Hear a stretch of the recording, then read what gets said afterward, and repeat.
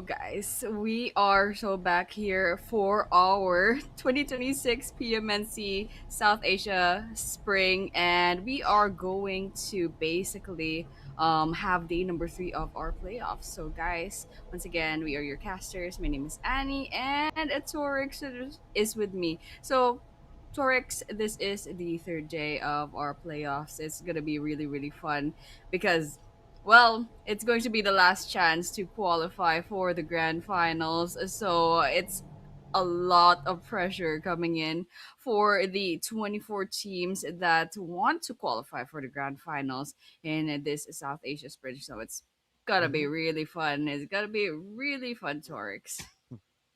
It will. It will. And first of all, Annie, thank you so much for that wonderful welcome. And as we were talking about the fact, as you did say, that it is the final day, final chance for the teams to qualify into the grand finals. The next six matches are going to be very, very crucial for majority of the teams. And I'm talking about those teams that are still sitting at that third page of the overall ranking, that's 17 onward spot up until the 24 spot. Yes, they have 24, 25-ish points. The gap of the margin of the points is not that much high as we move to the overall ranking. You can see it. We start with the top. We start with the table toppers. Hidden Leaf Esports, 132. 6 points below, three real bros that dominated day number one, but day number two was completely dominated by the Hidden Leaf Esports. Royal Dragon also did an amazing job, securing 85 points. Then we have DRS Gaming with 80 to their name. And between all of these teams on the first chart up until the top eight, I see only two teams with less than 50 elimination. That is NEPX and MAKPEN. Ooh, definitely, definitely. But still, they caught up in terms of placement points. So it's a really nice, basically nice trade off for those teams. Now, this is the part of the overall rankings that I think everyone is worried about. If you see your team here, there's a quite a high chance that they're probably not going to be seeing the grand finals. But good for group B and C. I believe they have a couple more chances left, but for A, I'm not too quite sure. They'll have to worry about whether the teams in group B and C would do slightly better than them or not. So there's still a lot of things that could change in the overall rankings, considering the fact that we do have six matches today once again. But nonetheless, yes, this is the overall rankings after match six from yesterday. So it has been 12 matches, and I think we pretty much more or less know which teams pretty secured their spot. If you are in page one of the overall rankings, like you don't have to worry that much. But in the second page, I'd definitely be a little bit nervous. If you're on the second page, you have to either maintain your place or do quite a lot better, especially if you're maybe ranked number 13 below. And definitely, well, this is the overall rankings. So this is gonna be fun. This is gonna be fun. This is gonna be a nail biter for a lot of the teams and for the fans. They definitely want their favorite teams to qualify. But yes, this is the map schedule. It seems like it's the same as this. Oh, I mean, rather, yeah, it's the same schedule as yesterday. We got the Miramar Rondo and Erangel instead, and it looks like we will have the Rondo sandwich between Miramar and Erangel. So it's gonna be really fun. And I'm just staring at the match up at the bottom of the maps. It's group C and A for the first three maps, and then a group C and B on the second maps. So I think this is pretty much what the playoffs day number three is going to look like. So yeah, we got a couple more chances, especially for group C. They have all three all six rather all six maps for them, but this is the total prize pool. We got a 10,000 US dollars for the total prize pool, and this is the grand finals prize pool split. So it's going to be the rankings. The rankings in the grand finals is what this would matter for. So this is the first place, 2.5k, but all the way down to 13 to 16, there's $100. So that just means if you qualify for the grand finals, you get at least like $100. So you get like a slight consolation prize for your troubles.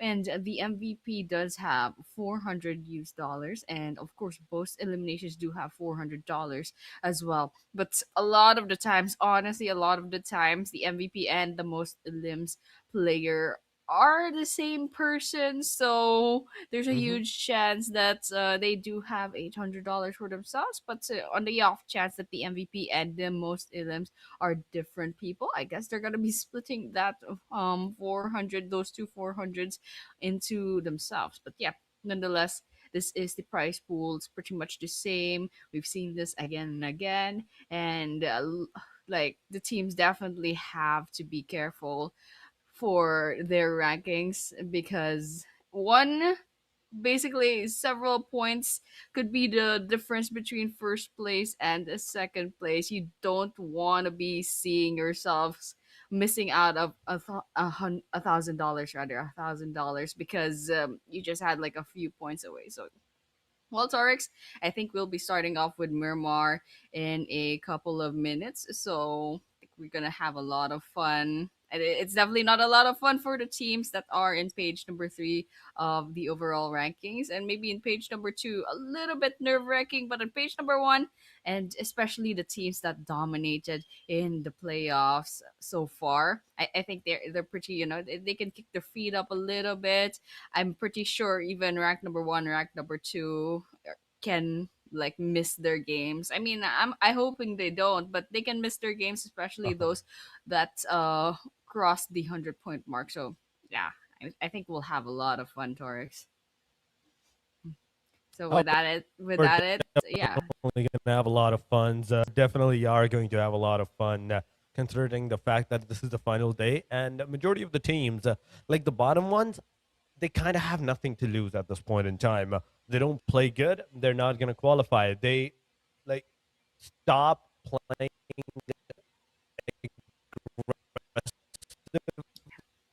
aggressively. They're yeah, not yes, and going to qualify definitely from this point on. they They're looking. yeah. Oh my god. Yeah, Yeah. it is true. They have to be as aggressive as possible. Actually, all the teams have to be aggressive as possible. But they like for page number 1, they could slack off just a little bit. But you don't want to get caught up in like maybe page number 2, or nonetheless, you just want to maintain that. Or maybe if anything, you definitely want to practice a bit. This is basically like your practice for your potential opponents later on in the grand finals. So it's definitely a good idea to give it your all, and of course study the movements, study the tendencies of the other teams. So yeah, I mean, I think this is gonna be a fun last day of the playoffs. We got 6 matches left, and it should be considering the fact that I'm just basing this from the map schedule. Group C could still have 6 chances left. Group A and Group B each will have 3 chances left. So, I mean, it for Group A and Group B, there's a little chance left, and Group C still have a lots of chances. So hopefully, those teams from Group C that have way too little points to qualify for the grand finals, I'm hoping, especially those who have a lot of fans, I'm hoping that they could, they could catch up. So there we have it. We are going to our very first match of playoffs day number 3. It will be our Rondo. Okay, we'll have Rondo first.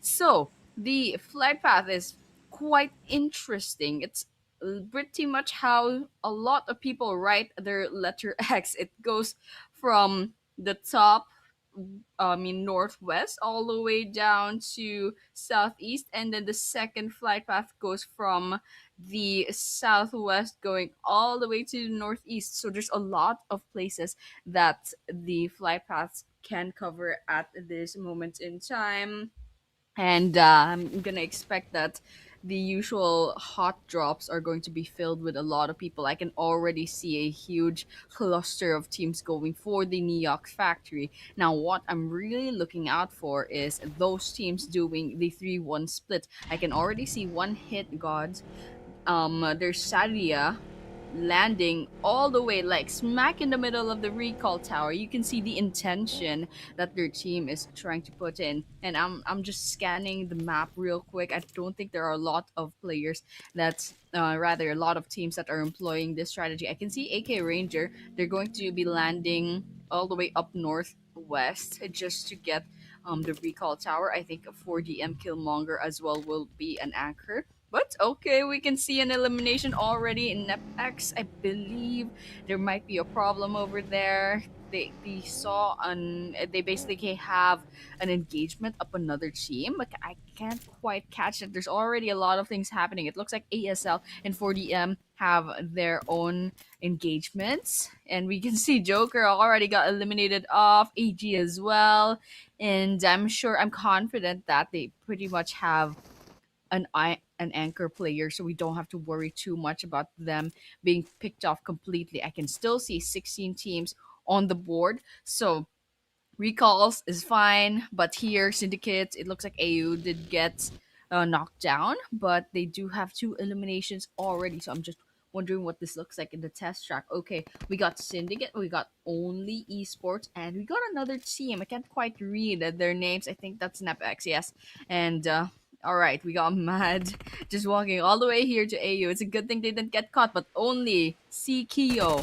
He's clocked in, and there should be a 2-for-1 deal here. But what they didn't like catch that.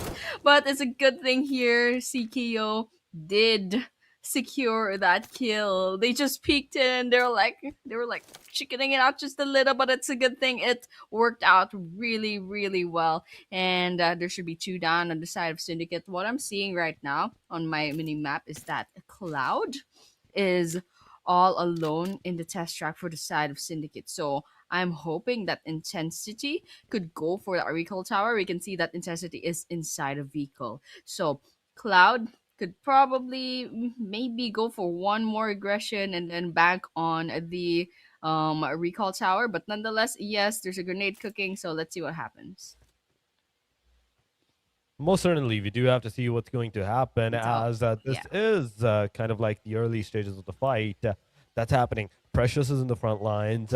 We are seeing the only Kyo from Team Only Esports in the vicinity, as well as the test tracks. There's at least 4-5 different teams. I kind of want to see the Dead Alive counter to really indicate the feel of, okay, what's happening throughout the whole scenario of the games, throughout all of these matches that is going on. Even the first match, because the elimination feed is going haywire now as TGB Himson comes in, takes down Speed, and confirms it up.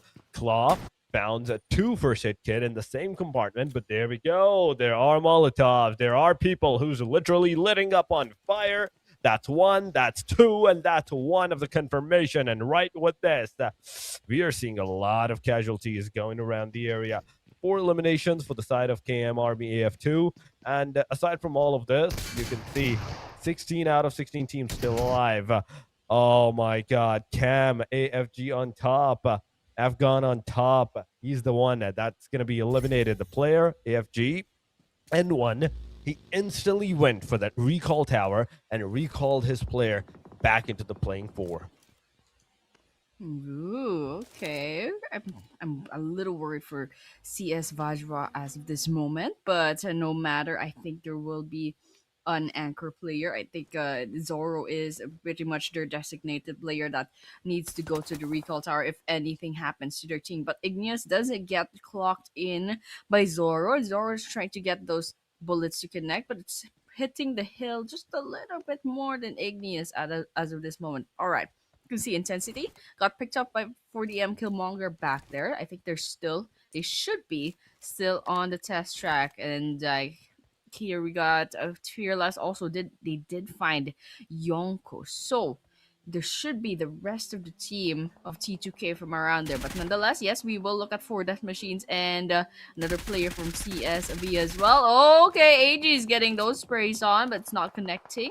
We're seeing several other teams nearby. There's in fact SDMZ as well within the place, and Wimpy is going to be disembarking their car. SDMC knocking down their door. Let's see if Ammons Grenade is going to connect. It should be a little bit of damage done. Okay, we got the smokes in.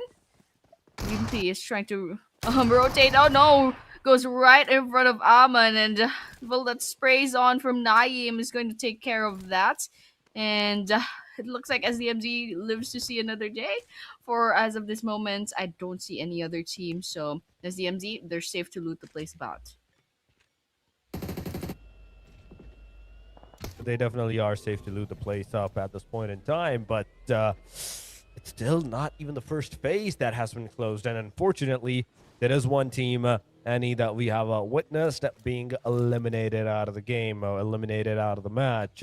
Train to Kill is another name right now on our screen, going forward slowly, steadily, trying to take the fight against the team LF. In fact, a one-hit Esports. At this point in time, both sides, both parties threw a grenade. None of them are going to connect, and none of them are going to hit anybody at that point in time. But look at the kill feed. Look at the elimination feed.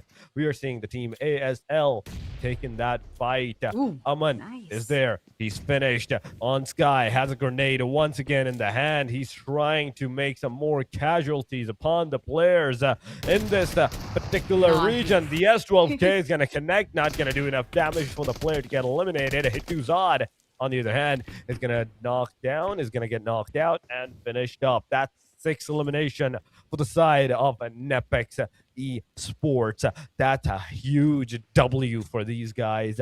The way these guys are still connecting the dots, connecting those eliminations against all the odds in the area. Because look at the mini-map.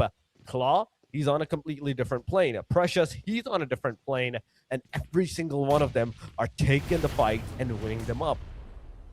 Now, speaking of taking the fight, we can see one-hit gods go up against C2K Slayers, and they're hugging the blue zone. They're testing fate. Roksha going right up this staircase, and Slayer just peeking and trying to get some information. Going a little bit aggressive, by the way, but they're gonna be backing away, seeing that there are... What just happened here? They fall right off the ceiling, get shot at right in the face, and Slayer will be getting eliminated off. But no matter, it doesn't seem to be that their whole squad got wiped out. And I can even see from the leaderboard, C2K is already full squad, so that just means just Slayer literally sacrifice themselves just so they can get recalled. But on the way, they do pretty much give an engagement and elimination point to one hit. But here, Scout 25 scouting some engagements and also a knockdown. Funky is gonna be funking out of here,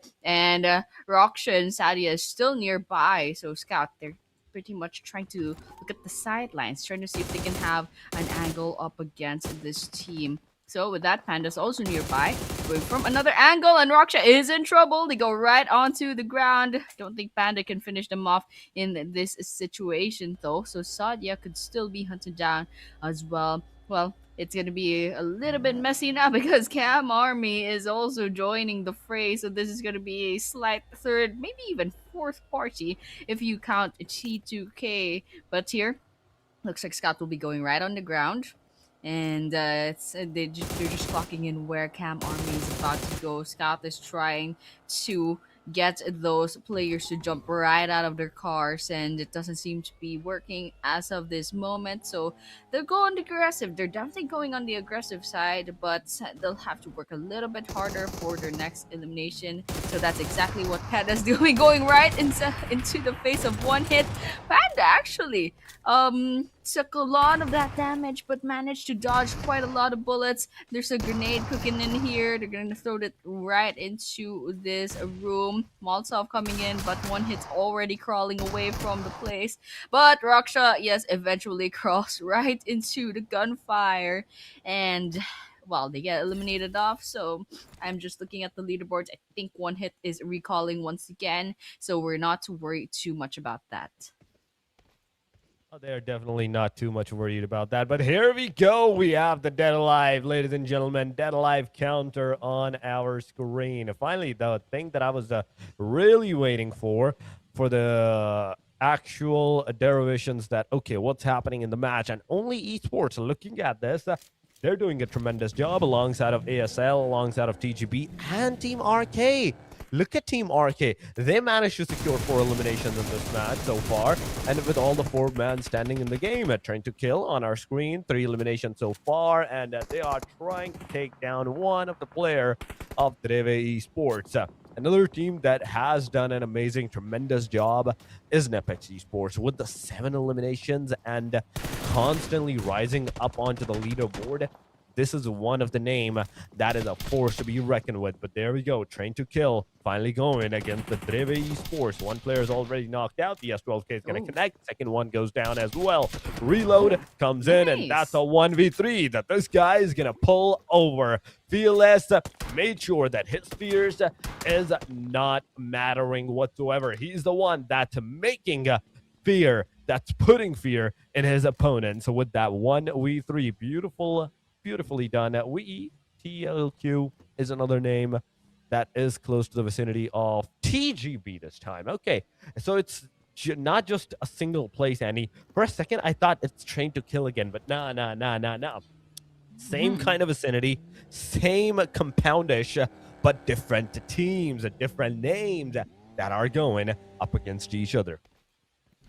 Yeah, different colors as well. So it's gonna be a little bit of Christmas here with the red and the greens, but Error's gonna be backing up, and Biambe should have clocked that in. Error goes right onto the ground, disembarks. 1 versus 1. Oh, just a little bit too late, but a little bit too little of those bullets, and Error's still alive. TGB loses 1 player, and you can see it. 5 eliminations, 5 delicious eliminations for the side of SFX already, and so it should be counting because Liquid's going to be right here watching that recall tower, and it looks like they will be going for those recalls already right off the bat. But here, Himson, they clock in the rest of the players from XFX and they're trying to get some revenge kill for the players for Biambe. In fact, and Biambe is gonna be rotating in real quick from the plane, so we're gonna be watching out for whether or not that TGB could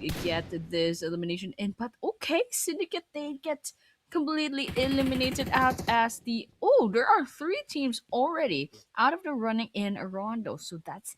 I think that's not a really good thing, especially since we're still 13 minutes in, but no matter. We got... They probably got some... They got some teams. There were some really good teams that went up against them, and unfortunately, the bigger fish basically had eaten their fill. But here, we're gonna be watching only esports going up against NEPX. And by the way, NEPX has done a really good job already in this map. In fact, I'm seeing 9 eliminations. NEPX is maximizing their time here in Rondo. And speaking of maximizing, Perfect's maximizing those Molotov flames. Oh, there's a grenade, but Perfect managed to get away from that. There's a Molotov burning up once again. Funky's just trying to heal up real quick before they try to save Perfect.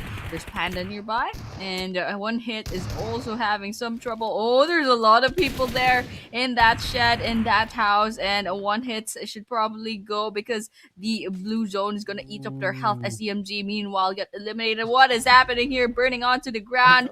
There's several people that need to revive, and Dina is the last person standing, and this guy is gonna be in trouble if he walks up this place. All right, he's fine. He can still revive Turbo. So, G4W, they still have a chance.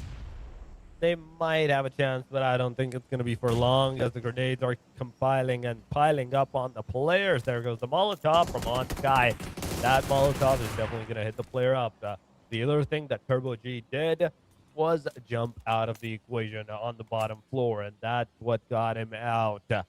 And with this, another team, G4, they're out. They're done. They are gone from the Rondo match. The map where you have an extra life. Now, nobody has it because it's been 15 minutes. The state number 4 has already been made. And now, whatever you're doing with the consequences. 11 teams, 40 players remaining, and a lot of them close to the double digits. I see XFX at UF with the 6, 7 for the T2K. 9 and 9 for the ASL and NEPX Esports. The 2 teams closest to hitting that double-digit marker on the elimination side on Rondo is right now on our screens as well. But what's going to happen, what's not going to happen, only the time will tell. As TGB takes down another one of the players for Death Machines, they're going to lose a player. That's a knockdown, not a confirmation yet, but Playzone is going to be responsible for that elimination, for that extra elimination of TGB's players, and they go up from 5 to 6 elimination numbers. Absolutely. Well, I'm actually kind of happy that 16 minutes into the game, I'm already seeing a lot of teams with more than 5 eliminations. It's just quite a shame that actually all of the teams that already got eliminated off, they got less than 5. But here, Igneous perfectly hits, perfect from one hit gods, and it looks like we're seeing another team say goodbye as of this moment. One hit goes into the lobby with 6 eliminations, but over here we can see a bunch of teams trying to target some new eliminations for themselves. 3RB is in a bit of a pinch. They're trying to hide within these smokes for death machines, definitely calling for their deaths. Oh, that grenade almost hits peak. All right, we got 3RB fighting back, and Zayo goes right onto the ground. Wait, let me, Killmonger, come on, look at there. I kind of want to see what the situation is, but TMG8 is also quite far off, and it looks like their teammates will need a bit of help. Zayo already got picked off, and for Dead Machines, they're also trying to revive their own teammates. AG right down onto the ground. 4DM really needs those elimination points. They still have 3. In fact, Bia goes right onto the ground, gets picked off. TMG8 far off from the rest of their team, and now they are the only team still alive. AK-47 is nearby, a whole cluster of players that are still fresh off the resource hunting, resource gathering. You can see that they have all of their health, and TMG8, they're a solo player now, so this is probably gonna be a bad idea to try to take this fight, but let's just see what TMG8 will decide to do in this scenario. Well, we do have to see what they're going to do and what they will decide from this point onward, as AK-47, they're the one closest to the entry point of the circle. But on the backside for Death Machines, they're finally pushing on. They're going straight to the side of the players. And will they take the fight? Will they take that aggression? Or they will just leave out the 3 real bros as they are? But 3 real bros, they want to take the fight. That's okay, finally connecting, but not enough for the player to get knocked down. The 3 real bros are the first one in the top of 3, 4, 5s, or even top 7 in this Dead Alive counter to get first eliminated. With only 4 eliminations to their arsenals, yeah, the chances are decent that, okay, they can still maintain a decent amount of points before HLX will start to like uprise in the matches, will decide to like show their faces once again in the second half phase of the game, to where 3RBs, let me tell you, Annie, they will not be playing the last 3 matches. HLX will be playing the last 3 matches, that is for sure, and they will have a chance of securing the top position after today's 6 matches. But we TLQ on our stream, they've managed to secure 1 elimination. For Death Machine has also done the same once before, as KM Army AF2 has finally been eliminated. AK-47, AK Black is here with the SYNDICATE. Finally make some connections, get some knockdowns, and with these knockdowns, there's 2 of the 4 Death Machines a player knocked out right now, waiting for that destruction or maybe even that elimination to happen for them. But for Death Machines, they're not going to go out without the fight. They're coming in hot with those grenades, utilities, everything at their arsenal. They're throwing it away upon the players of AK-47. Killmonger had like 7 grenades in their inventory, and they're expending all of those, making a man-made red zone, bombarding AK-47. Let's see if it's gonna be worth it. If throwing all those grenades is worth it. We can see Ranger trying to target Killmonger as of this moment, and Killmonger is still not done with their grenades. Okay, meanwhile, TGB, they got eliminated off, but still, we're watching for Death Machine's Joker. All right, they got 3 grenades left. What? This guy has 6 grenades. AG, what is happening in 4 Death Machines? These guys have like only grenades. All right, so let's see. Trying that out once again. Throw it. Can't quite catch where the grenade would go. Ranger manages to get away from most of that damage. AG is right on the ground, spots ASL Jane from afar alongside with their teammate. But Jane, yes, took a bit of damage, but I don't think it should be from 4DM. There's a boulder there blocking all that damage. All right, Jane puts a smoke up, and so they're pretty much sidestepping this place about, and they're going to be embarking their car, trying to get away from that position. For Death Machines is hugging the blue zone as of this moment. They need to move forward after this. Here, T2K spots Ranger from a range, a long range shot, but it's not gonna be enough for that knockdown. Okay, I really like the spot that NEPX has chosen, and you can see it's really working out for them for the fact that NEPX has 13 eliminations already. Oh, Scott just got a knockdown. I just saw that in the kill feed, but here for Death Machine still added with AK Black. Way too little on health, goes right into the ground, shouts right there, and took a lot of those bullets, but Ranger is still up. Ranger 1 versus 1 with AG from 4 Death Machines, and that's it for AK-47. 4 Death Machines get the last laugh. Oof. All right, we're just trying to bounce back from that engagement real quick, and we still have 6 teams to worry about. 3 to kill with the 12 eliminations, and Claw, it looks like from NEPX just took a bit of damage back there, or did a bit of damage to T2K rather. All right, Igneous is right outside this house, manages to get Precious down onto the ground, and Claw is nearby as well. Right, let's keep a watch for this engagement here. Oh yeah, that's a lot of engagement that we are seeing right now at this point in time. The grenade is going. It is making some kind of connection, and there we go. Train to kill comes around the area. Perimeter gets those eliminations. And NEPX is out of the game. ABRUPT players, they're already taking the fight, as well as ASL is taking the fight against the team Only Esports. Only Esports is down to the very last guy, Own Sky. He's here in the front lines. The last guy of the team Only Esports success. He is succeeding in trying to secure that circle for himself, but will he succeed? Will he actually succeed and get inside of that circle is the bigger question. Close to the proximity, it is the top 5, ladies and gentlemen. ASL, 12 eliminations for Death Machines, 2-man standing, 10 elimination, 14 for T2K with the 3-man standing, and last but not the least, XFX with the 9 eliminations and 2 players remaining alongside of Only, in which case I don't think Only is gonna survive for too much longer, because the moment they're gonna shoot at someone, there's gonna be a lot of shots coming back at them. Yeah, definitely gonna be a little bit of a problem if ever it happens.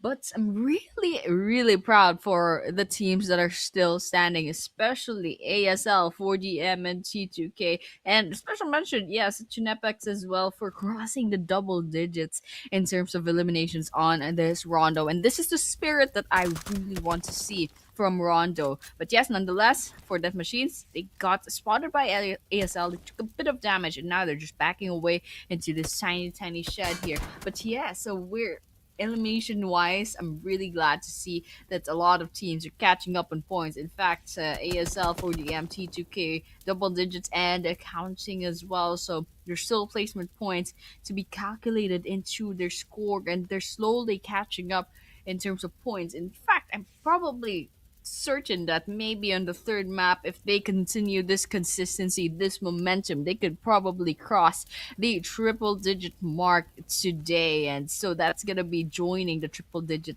the 100 point party later on the overall rankings. And that's something I really, really want to see here. XFXUF, they are about to get 10 eliminations if ever they find an elimination here. And so that's going to be really, really good for their leaderboards later on. For Death Machines right on the ground, crawling a bit, try to get an angle in. Okay, Abrupt Slayers also here finds the last and only player from Only Esports, and that makes 4 teams left on this stage of a circle on this Rondo map. And so with that, we'll keep a watch out for the rest of the teams, especially ASL that need to Yep. move in from that blue zone. Oh yeah, that is absolutely true. And with this, we are down to the top four, ladies and gentlemen. It is the 2 versus 3 scenario. ASL is outside of the circle. They're the only team aside from all of these names inside of that circle that needs to move in, that needs to like still secure the circle for themselves. Aside from them, look at that XFX, T2K, and even for Death Machines, they have the western side corner of the circle for themselves. The eastern side, ASL, if they manage to secure it, all for them. Nobody's going to be behind them.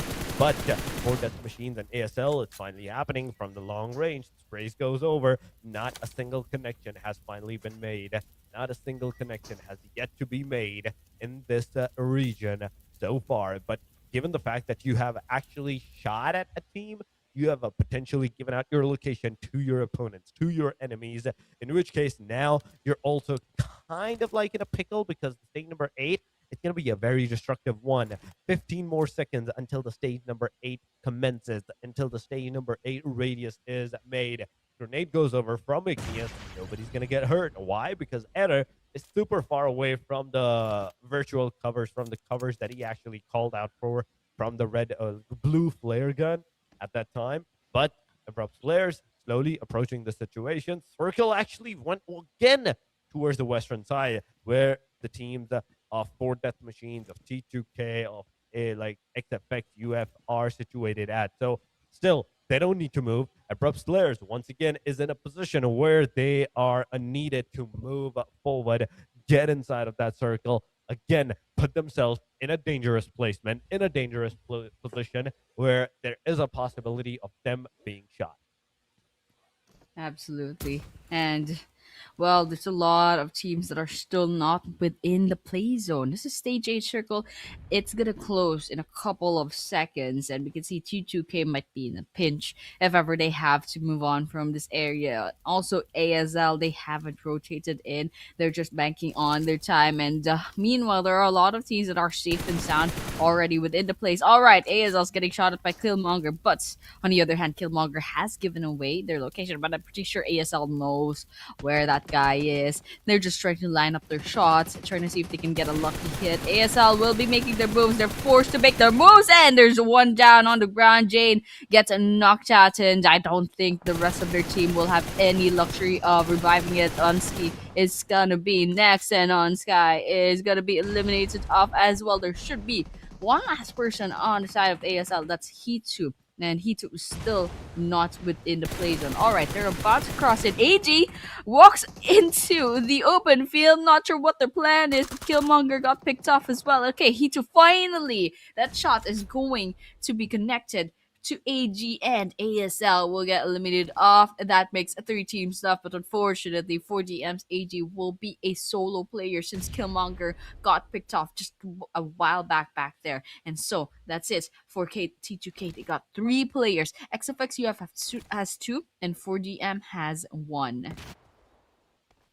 Oh, that is absolutely true. It is a 1-2-3 scenario. It is accounting now that who is initiating the fight for who is going forward. As state number 9 closing on, state number 9 is pushing on. A 4 Death Machine is going to be the first of one of them all to get eliminated out of 3. More covers are dropping from the sky for the team. The WETLQ slowly approaching the situation. 9 eliminations so far. T2K Slayer still up on the top of the compound, waiting for the opportunity, trying to find out the player, scout for the players that, okay, wherever they are, if I find them, I will shoot and I will let you know where they are situated at. But whoa.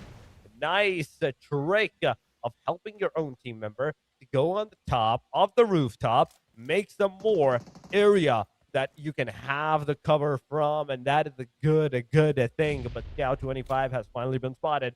He is being shot at. He is low on that HP. This is a 3 versus 2. Now potentially a 1 versus 3 because look at Scout's HP. Look at Scout's HP. He's finally going to be taken down. And with this, it is all up to Eder 1. Eder 1 being peeked, being fired. Got the shot. He got a lot of damage. He's halfway done. Heal, man. As soon as possible. The circle's closing on. This blue zone is going to do a lot of damage. Gigo went back, and he's just going to deny that elimination to his own self, to the play zone. It is trained to kill, ladies and gentlemen. Ladies and gentlemen, first match of the Rondo to Train to Kill. Oh, that was pretty funny though, because the grenade didn't even have time to explode. The blue zone already took care of that, but then again, it was a stage 9 circle, so the damage is immense from that situation. But yes, what a nice Rondo map. I said this before, but I'm really happy to see the spirit of that Rondo map pulling through. It's just really, really nice to watch that there are several teams that got double digits or more than 10 points on the elimination. So they went very, very aggressive. We saw that from the start. There's a lot of eliminations coming in, and I think around the 10-minute ish mark, we started seeing whole team eliminations. I think like maybe the 13-minute mark. So I'm really proud that a lot of the teams, yes, they maximized the map, but also there are some teams that really needed those points that unfortunately got picked off early on. But nonetheless, yes, congratulations once again to the teams. I think this is a really nice first match for our day number 3. It's definitely fitting. It's the wild card, and lots of things will change in the overall rankings later on after these matches today. So nonetheless, yes, I'm really excited to see what the stats will look like later on, because it has been a Oh, really yeah. nice game so far. So yeah, let's just keep watch out for the assets that will be coming along right now. Oh yeah, the stats are here. Train to Kill showing their domination with the 17 elimination in the match number 1 of the day number 3. 27 total points with 3,290 damage done by them. A winner chicken dinner, well deserved by the team given the amount of eliminations that they have. But finally, Annie, we have 104 eliminations on our Rondo. 100 plus elimination has finally been reached. There we go. Total healing used, it is 10,228. 0 vehicle elimination, 119 knocked, 267 of the throwables, 21 headshots. That's a very huge number. Then there was a 1 airdrop being looted. On Sky was the guy that did the longest elimination distance of 359 meters. But going to the match ranking, of the day number 3, match number 1. It is Train to Kill on the very top, 27 points. Then we have ASL, 14 elimination. Positioning wise, they got like eliminated at number 3, number 4-ish, number 4-ish, 5-ish, because of the 4 placement points. Then we have 4 Death Machines that got eliminated on the 3. Number 2 was XFX. But all of these, first chart, top 4 players have double digit elimination. And going to the NEPX also has 14 elimination, given the fact that if they had the chance to survive for a longer bit of time until the very end, if they had not been eliminated on the hashtag number 6 as they were right now, this could have been a very, very amazing match for NEPX too. No, no doubt, definitely, no doubt. NEPX has been performing so well so far in this playoff. I'm pretty sure we should be watching out for NEPX, especially alongside the other teams, because they're like stealthily climbing up those overall rankings. But yeah, nonetheless, this is the second page, and there's a lot of teams that I'm really worried about. Some of these teams are on the third page, or maybe like lingering about the low second page of the overall rankings. So they definitely needed those points. But nonetheless, so there had to be winners and they had to be losers in this map. And well, they're just some teams that couldn't quite go home with the points that they wanted. But this is the MVP of the match. It's going to be T2K Igneous with 8 eliminations. There's some teams that didn't even get 8 eliminations, and this guy has alone, all alone, 8 eliminations with 1,154 damage. We got 5 throws used to assist. They survived all the way out to 30 minutes and 38 seconds. I believe like they survived to the stage 9 of the circle, if not the whole game. And this is 208 on the heels.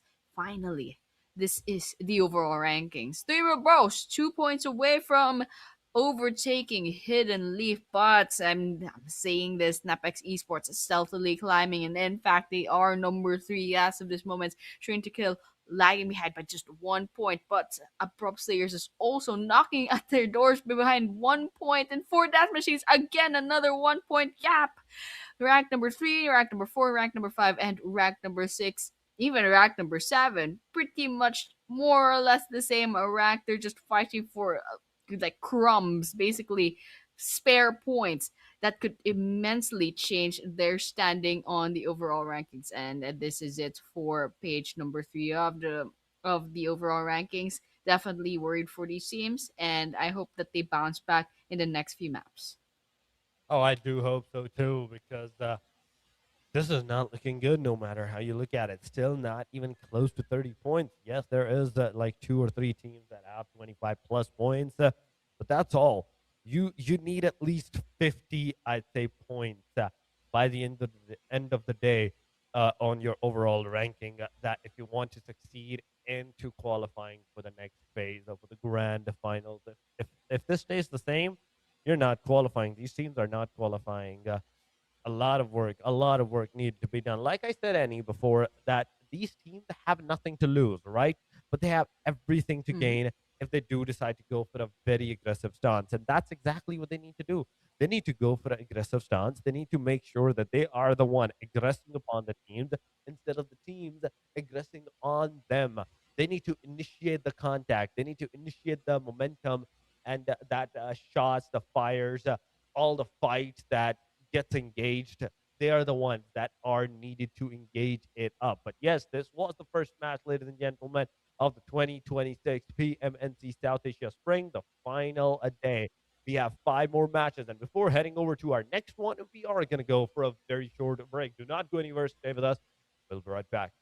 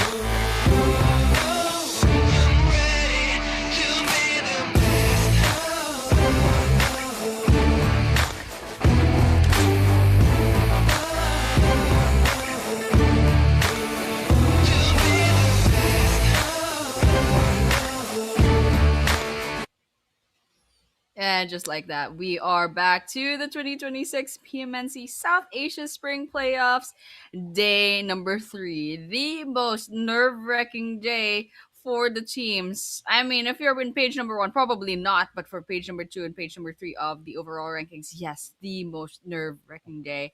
And it's still us, it's still me, Annie, and Torix is with me to cast for today and for the rest of this South Asia Spring. So, yeah, Torix, how did you feel about how the overall rankings looked back there? I mean, the overall ranking is kind of looking really, really dicey. It can be a roll of dice.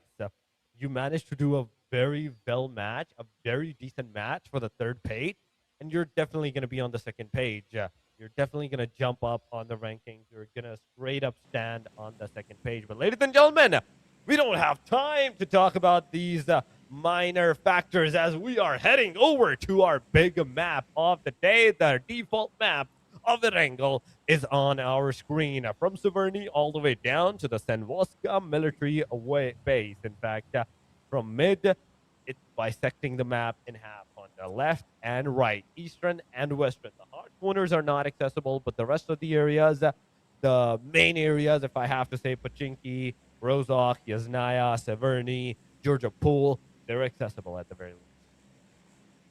Yeah, I'm kind of watching out for the huge cluster of teams dropping off at the first half of the flight path. Okay, there are like what 4 teams going for the shooting range, and there's also another cluster going to Yasnaya, I believe, or like they're going to split off to Yasnaya and the mansion, and of course, right smack in the middle.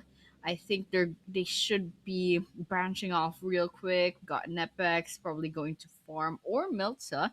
We got TGB and ASL going towards the same vicinity. TGB is very spread out, by the way. We can see Himson going all the way to the ruins. Liquid and another of their player. If I can read, I think that's it.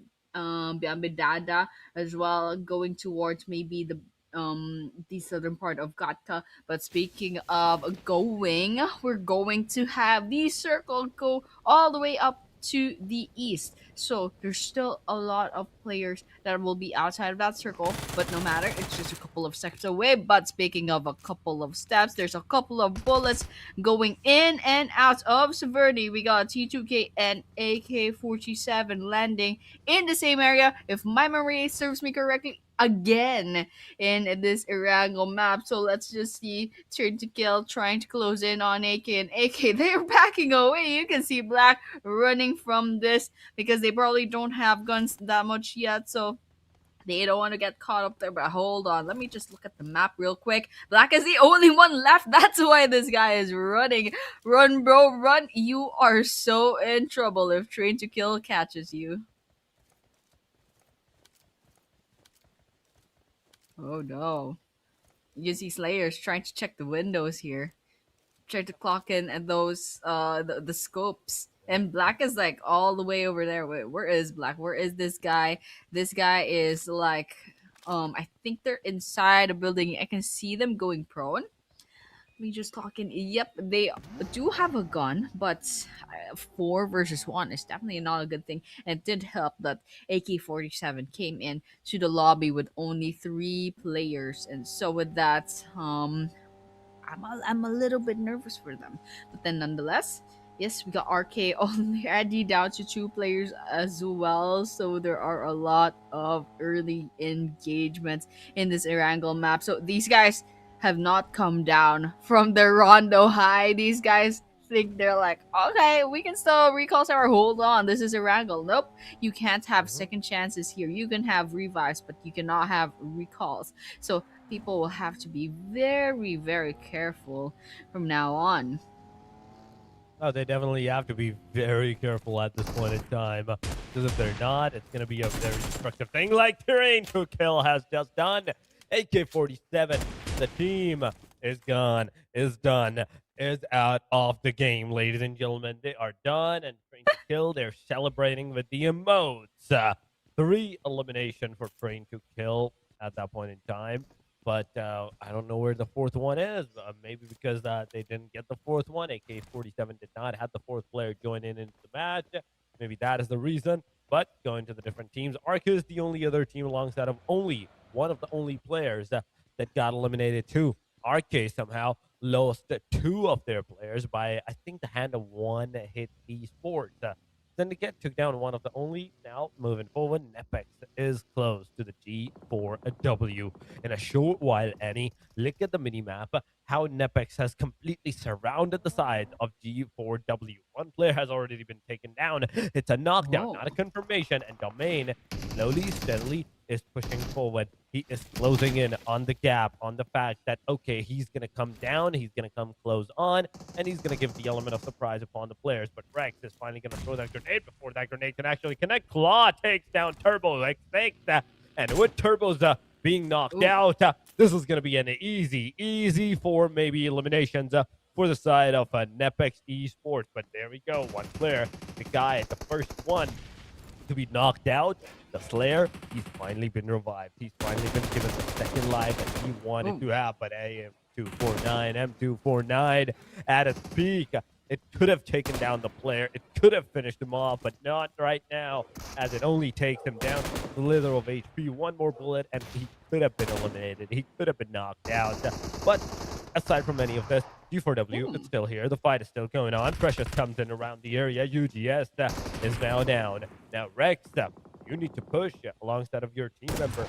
Slayer is still low on that HP. S12K is not going to connect. You need to throw some utilities.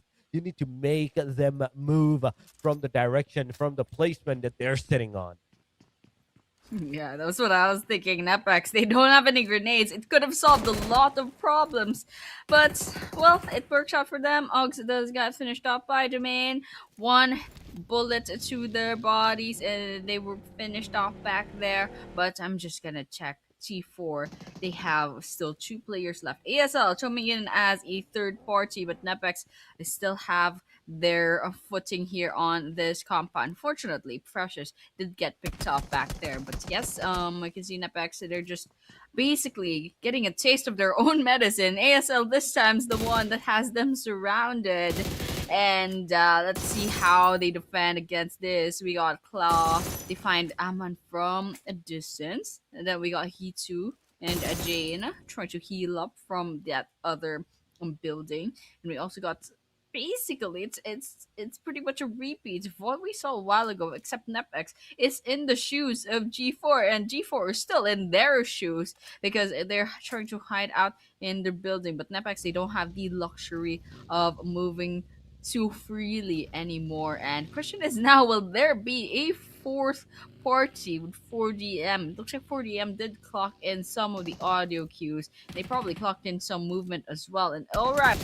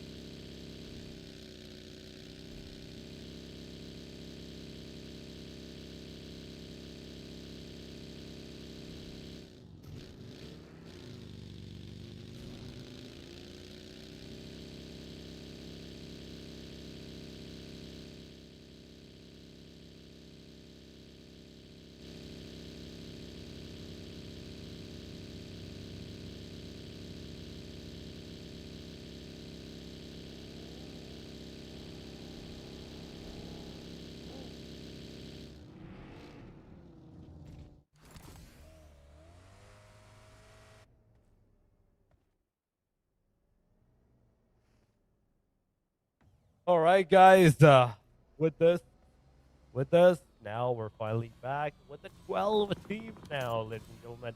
This is 39 players, but for Death Machine is on our screen alongside of all of this area. Like they're just chilling, they're just moving from one direction to the other one.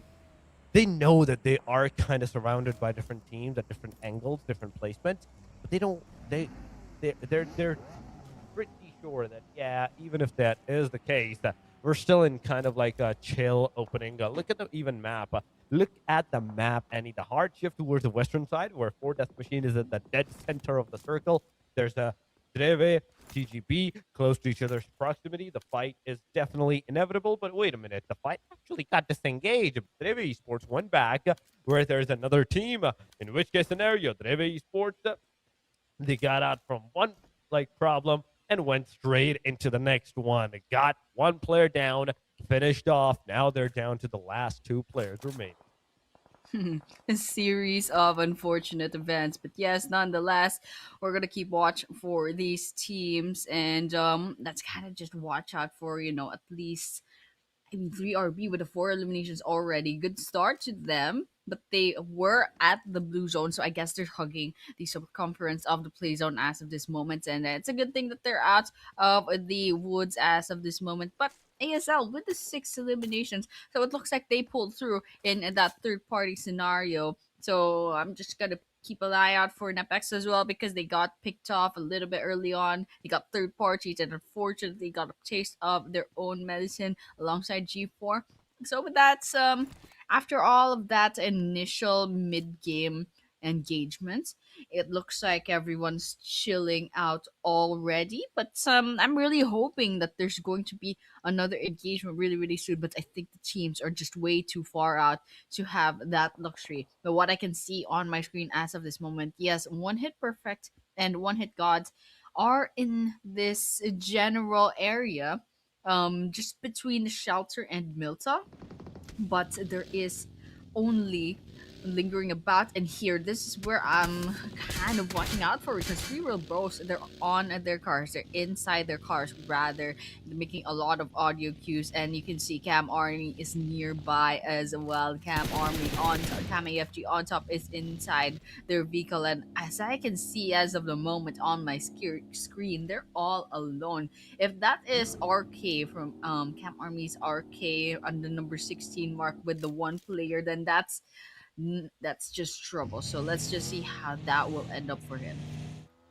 Oh, we do have to see how that's gonna end up for this guy. Train to Kill, on the other hand, on our screen, they have their McLaren. Oh, one of my, I mean, I just love this car to the core. Ooh, but okay. Back to the game. Back to the game. Focus, focus, focus. As Train to Kill, they are trying to cement their placement in a very, I'd say, hilly side area, like coverish side area. They're close to the proximity of the underground bunkers of the shelter. Whereas inside of that shelter, there's a team. There is a team, and that is the team Syndicate at that point. They don't have the circle. They do not have the placement for themselves. If they want to like survive, if they want to like do anything, they have to move from this point inside of that circle. That is the only viable option that is given out to these guys. And aside from that, nothing else. So look at the mini screen. We are seeing more eliminations on the elimination feed side. Four Death Machines, three real bros. One of them has been taken down slowly and steadily. We are seeing some more casualties happening around the area as the kill feed goes on a very rampage Oh side. no. We are going to see more and more of three real bros. A player, this time around, being knocked out and almost finished off. Almost finished off by their own grenades. Good thing that Aman was the one that secured basically their knockout on the kill feed, but I'm not sure if they got finished off already. But speaking of finished off, 3RB got finished off by Aman just now, right into the face. 3RB going out of this map with four eliminations, but only is going to be following that up as well. We're down to 10 teams.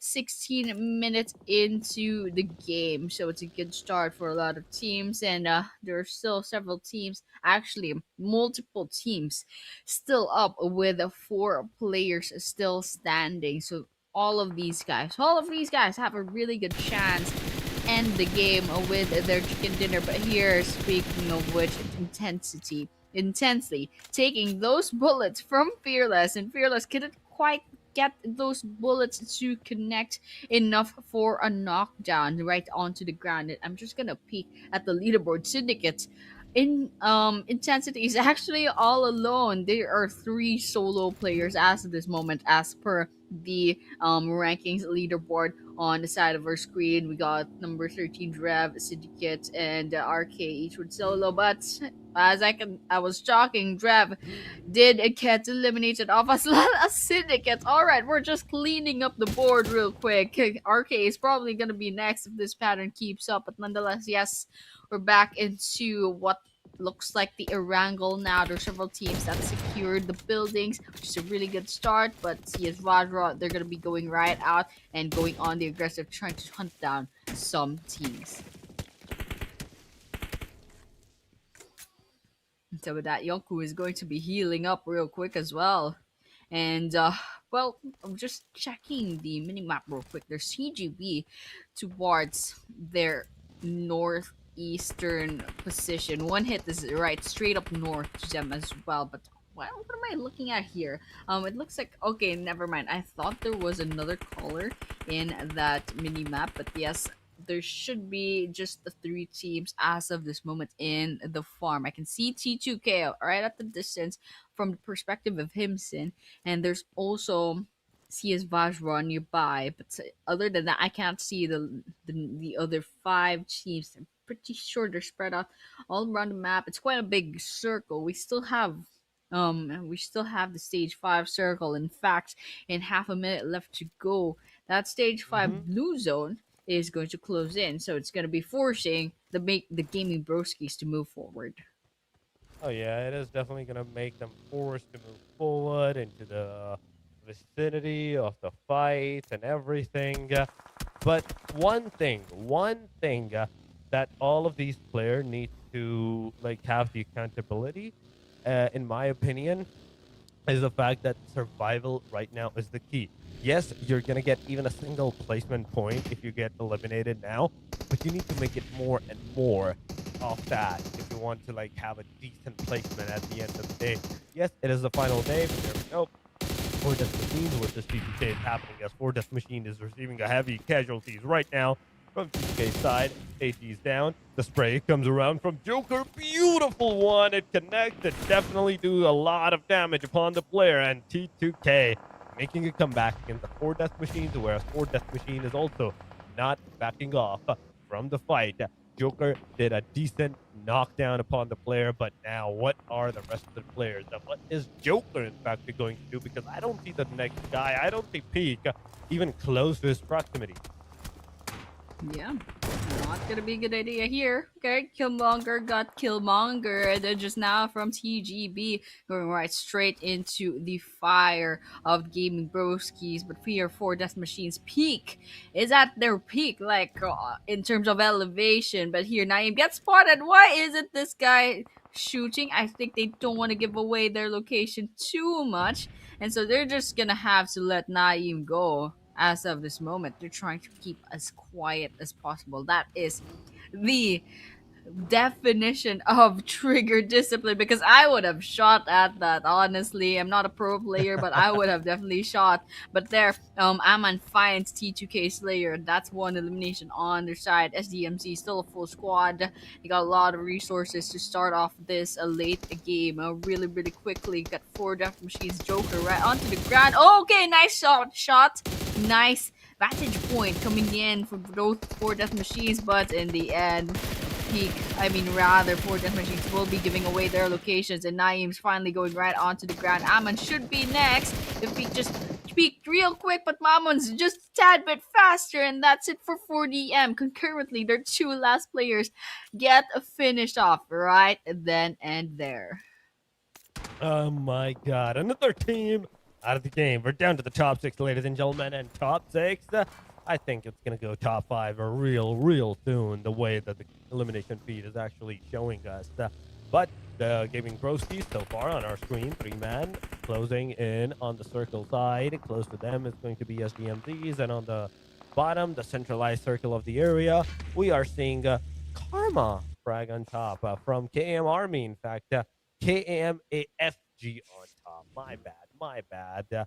I'm really sorry if I said your name wrong, but yes, SDMZs is another name that needs to move inside that circle now. 4 meters, 3 meters, it's not too much given the fact, but the position that puts them inside of that circle, any that is a very dangerous one because it's completely out in the open. If you don't have any kind of covers, you're not going to be able to survive. CS VAJRA is also another name that got into that panicked fight and got eliminated back and forth. So look at that. ASL took the part, TGP took the part in that, and potentially even One Hit Esports also did some part of that shot as well. But ASL is with 9 elimination, 97 total points so far. We're in top 5. TGB with 6 elimination. SDMZs with the 5 elimination. They're throwing those grenades upon the TGB. It connects. It does a slight amount of damage. Not enough for the player to get confirmation or a knockdown, but still enough for him to like fumble out of the area and move from one placement to another one. No doubt, right there. But here, Flanky, they are flanking TGB as of this moment.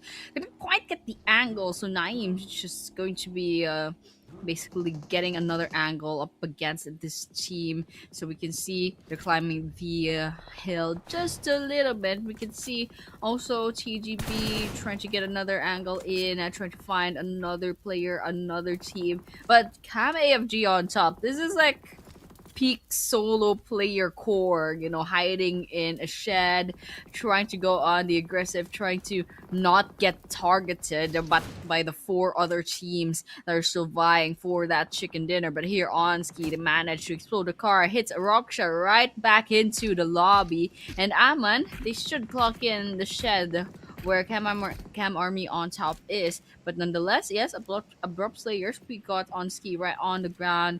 We're just checking the tree line. See Biambedada on the car trying to get away. Gets half health to be connected, but it's gonna be Hitu who we getting that eliminate. No, rather the knockdown that they needed. Okay, all that needs to happen here is for that car to either explode or for Biambe to take so much damage that they get picked off. But nonetheless, just wait out their demise because the timer will go down for them that need the revive. The revive's probably not going to be happening. So that's gonna be it for them. So it looks like yes, Biambedada does get picked off. We're looking at 13 players left in this stage 6 the map. I think it's also counting because the teams are going so aggressively as of this moment.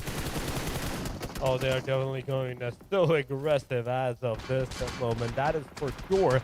But the top 5 is still the top 5. The players are coming into close range from the back at TDB. And Abrupt players takes that charge and get those casualties down upon the players. SDMZs is closing down on ASL.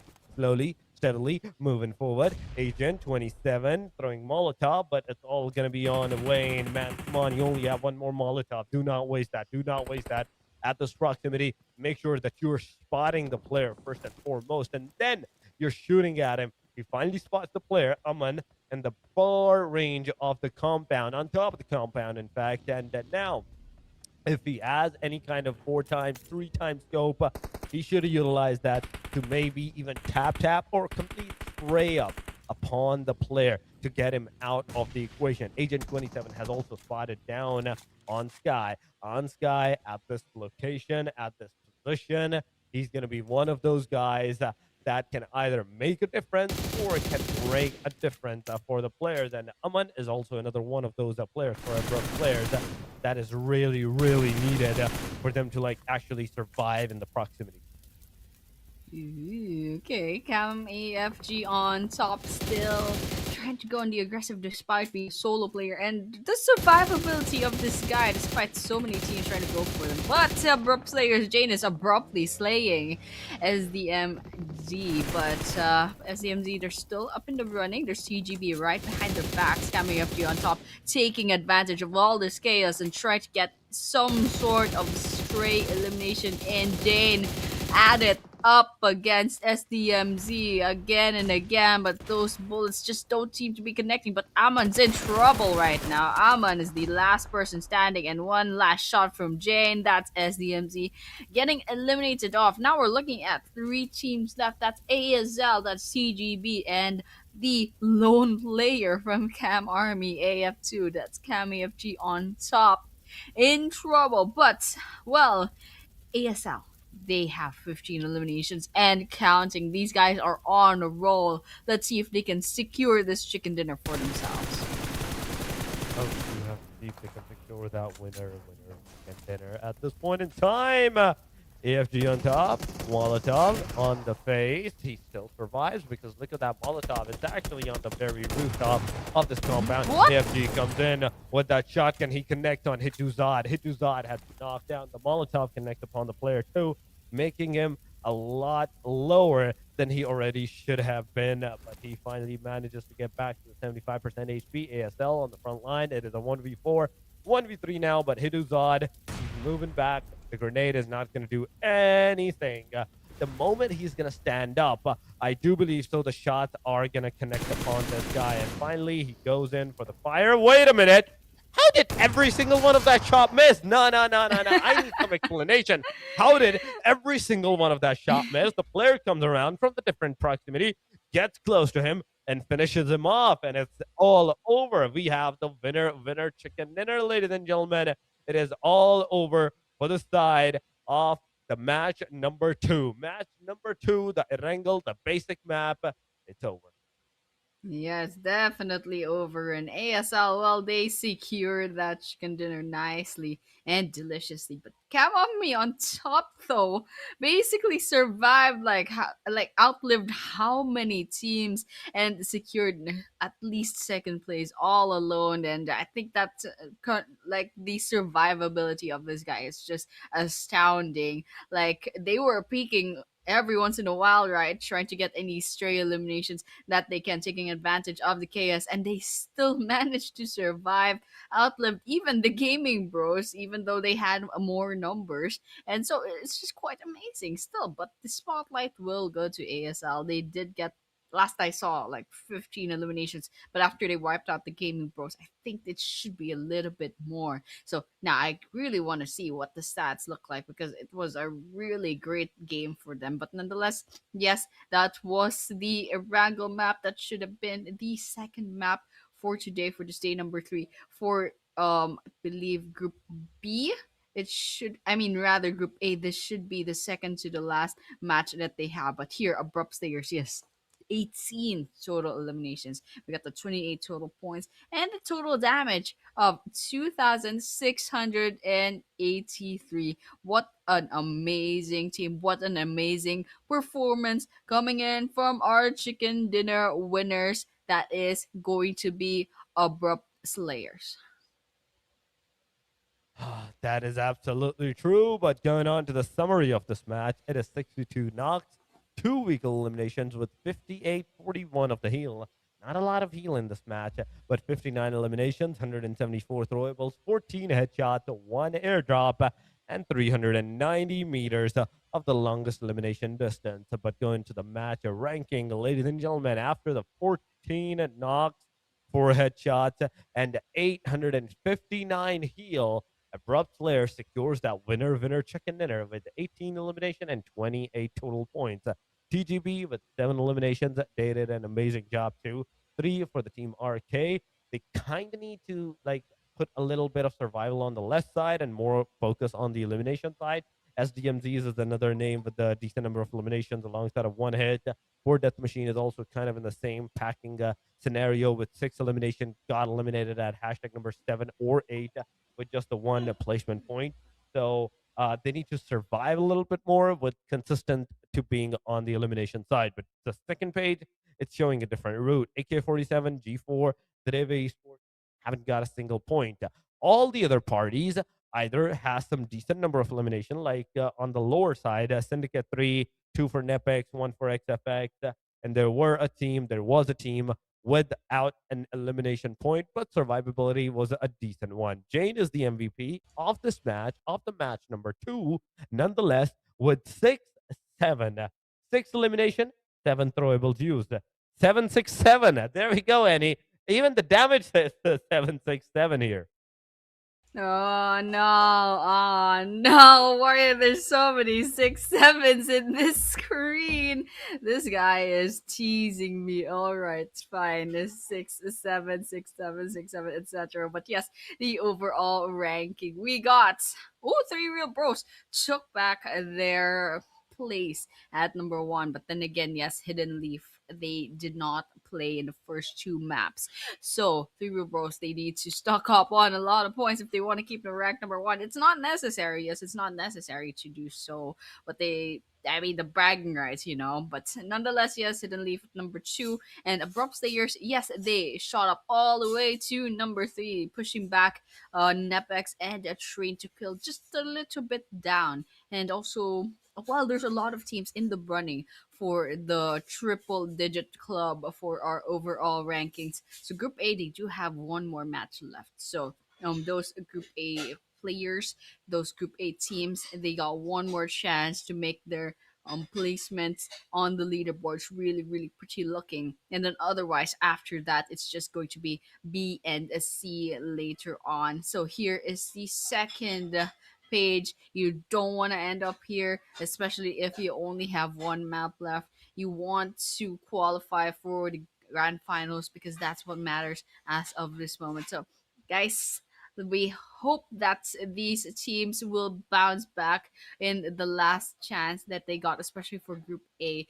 But otherwise, yes, that was pretty much it for our match number two. We will be moving on to match number three with our Miramar really, really Yeah. soon. And the Miramar, yes, it is a pretty dragging game. So I guess we have to kick our feet up just a little bit and hope that the teams will go on the aggressive side the whole time. But nonetheless, yes, it will be something that we will be witnessing later on. But for now, we will be taking a short break. So, guys, do not go anywhere. We'll see you soon in a few minutes.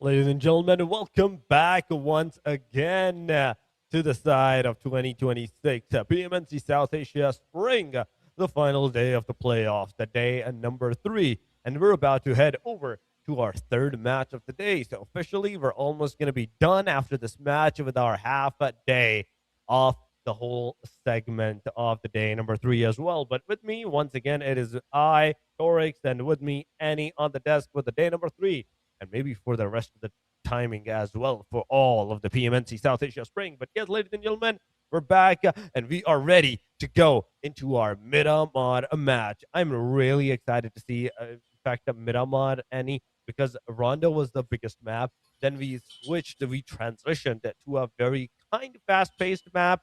And then once again, we're transitioning back to the slow pace. Yeah, absolutely. So it's quite a roller coaster if you look at like the feeling of all these maps, this lineup of this map schedule. But we'll take it. We'll definitely take it. And well, after the Rondos and the Erangels, I'm just looking at like the aggression of the teams, and definitely a lot of these teams should work extra hard to qualify into and basically solidify their place into the grand finals of this South Asia playoffs. So, you know what? Let's just kind of watch what the teams will do, especially Group A, because this should be their last chance. The next few maps, the next 3 maps to be exact, should have a Group B and a Group C matching up together. So we'll finally see the familiar names pop up once again later on. But for now, yes, it will be the last time the Group A stage will be standing on their podiums, and it looks like we'll be starting real quick. We'll be starting Miramar just like that. We won't be wasting any more time whatsoever, and it looks like I'm just watching for this flight path is going from a little bit west of Torre Ahumada, going all the way down Los Leones and whatever's below Los Leones after that. So there's a lot of places that are still accessible that are pretty hotspot places to be in. Like for example, Hacienda de Patron and Pecados also nearby. There's Minas Yep. Generales and just to the right as well as truck stop. Maybe slightly out of reach is like El Azahar and stuff, but nonetheless there will be some players who will Nice. probably try to get there either way. But nonetheless, yes, we can see some teams are dropping off. What we're gonna look for now is for some early game engagements. Oh, that is for sure. We need some early game engagements. And no matter where you look at it, I am in a real need of that early clash draw fight, a clash fight, any kind of fight that can potentially happen into the early phase. I want a piece of that. I want a piece of that fight. But yes, so far we're not seeing it like the teams dropping too close to each other. So I think my wish is not going to be granted yet. Yet. Not sure if the wish can be granted now from this point onward because I think I see every single team dropping at a different location at a different plane. So nobody's close to each other. Nobody's even in the proximity of the same city at this point in time. So there's definitely not going to be any kind of fight early on. One thing is for sure is that the circle has kind of favored the plane line. It has started It has been made at the northern corner of the map, at the Oasis, Torea Humada. They're in the circle. Crucial Valley, water treatment, all these areas, the San Martin, Hacienda, they're in the circle right now. But the main question still resides, how fast and in how much time, in fact, if I have to say, when will the fights actually start to begin?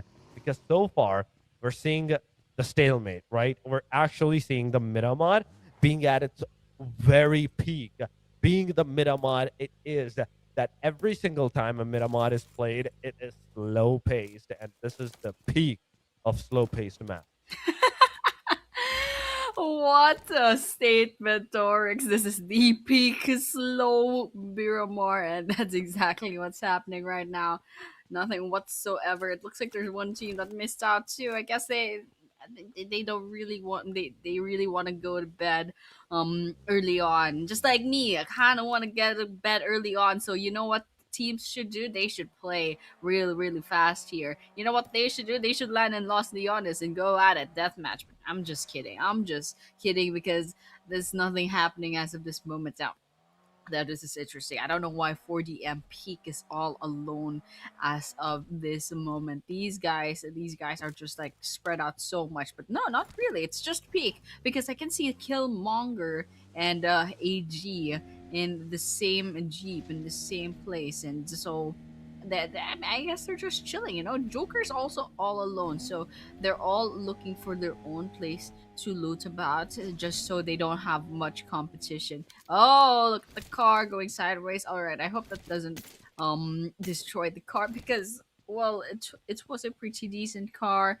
It's pretty fast and it's pretty it has a nice skin. So nonetheless, yes, we are gonna be moving on to the stage one closing in a couple of seconds. So I hope that just means there will be some players that would be like gently encouraged to move forward into the circle just a little bit. But nonetheless, yes, it doesn't seem to be nothing seems to be happening still at 4 minutes into the game. So I guess everyone just dropped off in completely different places, that or they're just like not minding whatsoever. So yeah, I guess we'll have to wait just a little bit longer, wait for the teams to make a move. Yeah. Like I said, Annie, the Peak. stalemate, the peak stalemate of Miramar.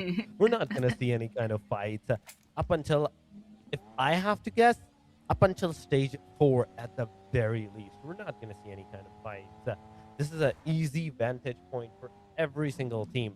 You saw where the circle was. You saw how easily accessible the circle is from all directions. If they want to go north, they can go north. They want to stay south, they can stay south at different places, at different locations, without getting engaged into any kind of fight. But yeah, the moment it's going to hit the state number 3 to 4, that like a shrink, that's where the fights are like going to start. Yeah, that's where the actual teams are going to drop off. I'm not talking about just one or two players on the driveway. No, no, no. On the drive through. No, no, no, no, no. I'm talking about the complete destruction of a full fledged team. Whereas you're talking about a full squad wipeouts, car eliminations, car ram downs, those mountain peaks where the sprays are directed towards the players and they actually connect. Yeah, I wish that's gonna happen soon. But okay, wait a minute. There should be some like there might be potentially something happening. But T2K Ignis is all alone, and so far from the minimap, that's what I can see. But Java Esports, more or less a full squad nearby the vicinity. Let's see if they'll engage. If they don't, then it's kind of unfortunate. Could finally see the first bullet being expended in this map. It looks like it won't be happening, I guess. I don't know if they clocked each other or they just ignored each other. I can see from Java Esports, uh, their their inventory, their loadouts aren't that good yet. So I guess that's why they're being conservative as to their engagements real quick. So they're gonna be minding their own business. So I guess I'll see you guys in 10 minutes when something actually happens. I'm just kidding, but yeah, nonetheless, Java Esports, we are going to be seeing them try to rotate in, and in that rotations they see CSV also looting the place up nearby. And right now in El Azahar we also have NEPX and they're chilling as well. And I don't know why this guy just threw something in there. So I guess they're gonna try to rotate out of this, but they have El Azhar for themselves, and they're still inside the stage 1 circle. They don't have to worry about rotating for a couple more minutes, depending on where that stage 1 circle is gonna go. Okay, finally, DREVHE Esports within the vicinity of CS VAJRA. Grenade coming right up. Let's see if it connects to CS. It doesn't seem to be the case. DREVHE continues their onslaught. Just UT will be the first to fall. Janish gets that, but Janish also gets a revenge knockdown as well from the side of CSV. And look at the amount of bodies on the floor. Bipash ran out of bullets back there, couldn't quite finish them off until now. And okay, we see that DREVHE do have 1 elimination, and the Slayer did go get eliminated as well. It got traded off, and Janish could still be revived. So that's a 1-for-1 trade as of this moment, but it's not over yet. Janish is trying to heal up, and Bipash going right onto the ground. Mr. Kale, Janish is still alive, but CS VAJRA going on the aggressive jump shot from this offense. They have information, but in the end, Janish takes that, and that is CSV getting eliminated off. That is a full team getting eliminated off, and I have been actually proven wrong.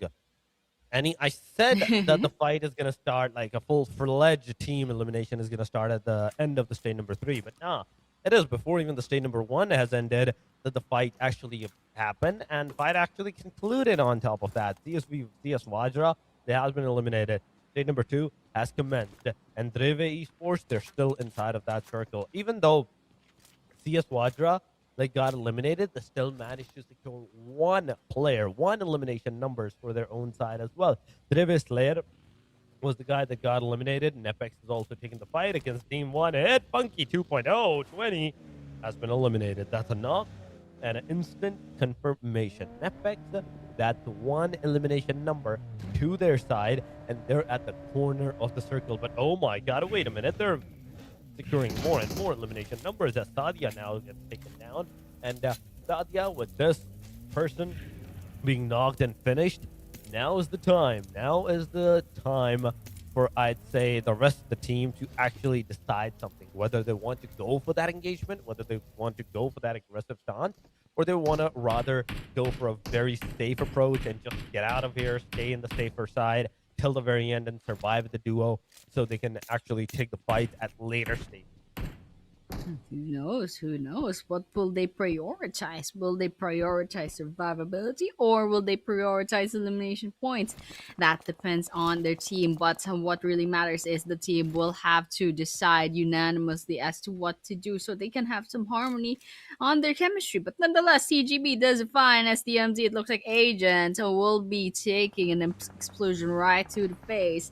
That's gonna be the first elimination on their side, and I can see 2 teams right now on the blue zone taking pits and chips damage here and there. But here in Hacienda de Patron, we have 3RB knocking on the doors of DREVHE, and DREVHE still has the advantage of hiding behind their buildings. And okay, finally the game is picking up. We got NEPX, and only nearby we can see Claw throwing those grenades, and we saw NEPX basically they have such a momentum from the last 2 maps. In fact, both maps they got like double digits in elimination. I have high hopes in NEPX as of this moment. Slim Shady will not be standing up anymore. They'll be going onto the ground, going right straight into the lobby. And let's see if we can give Slim Shady a friend in the lobby. Only Handsome did take a bit of damage back there, but they managed to bounce back really, really quickly. And so only being 3 players left, and Domain is trying to make that 2. Handsome right on the ground once again, and NEPX Rex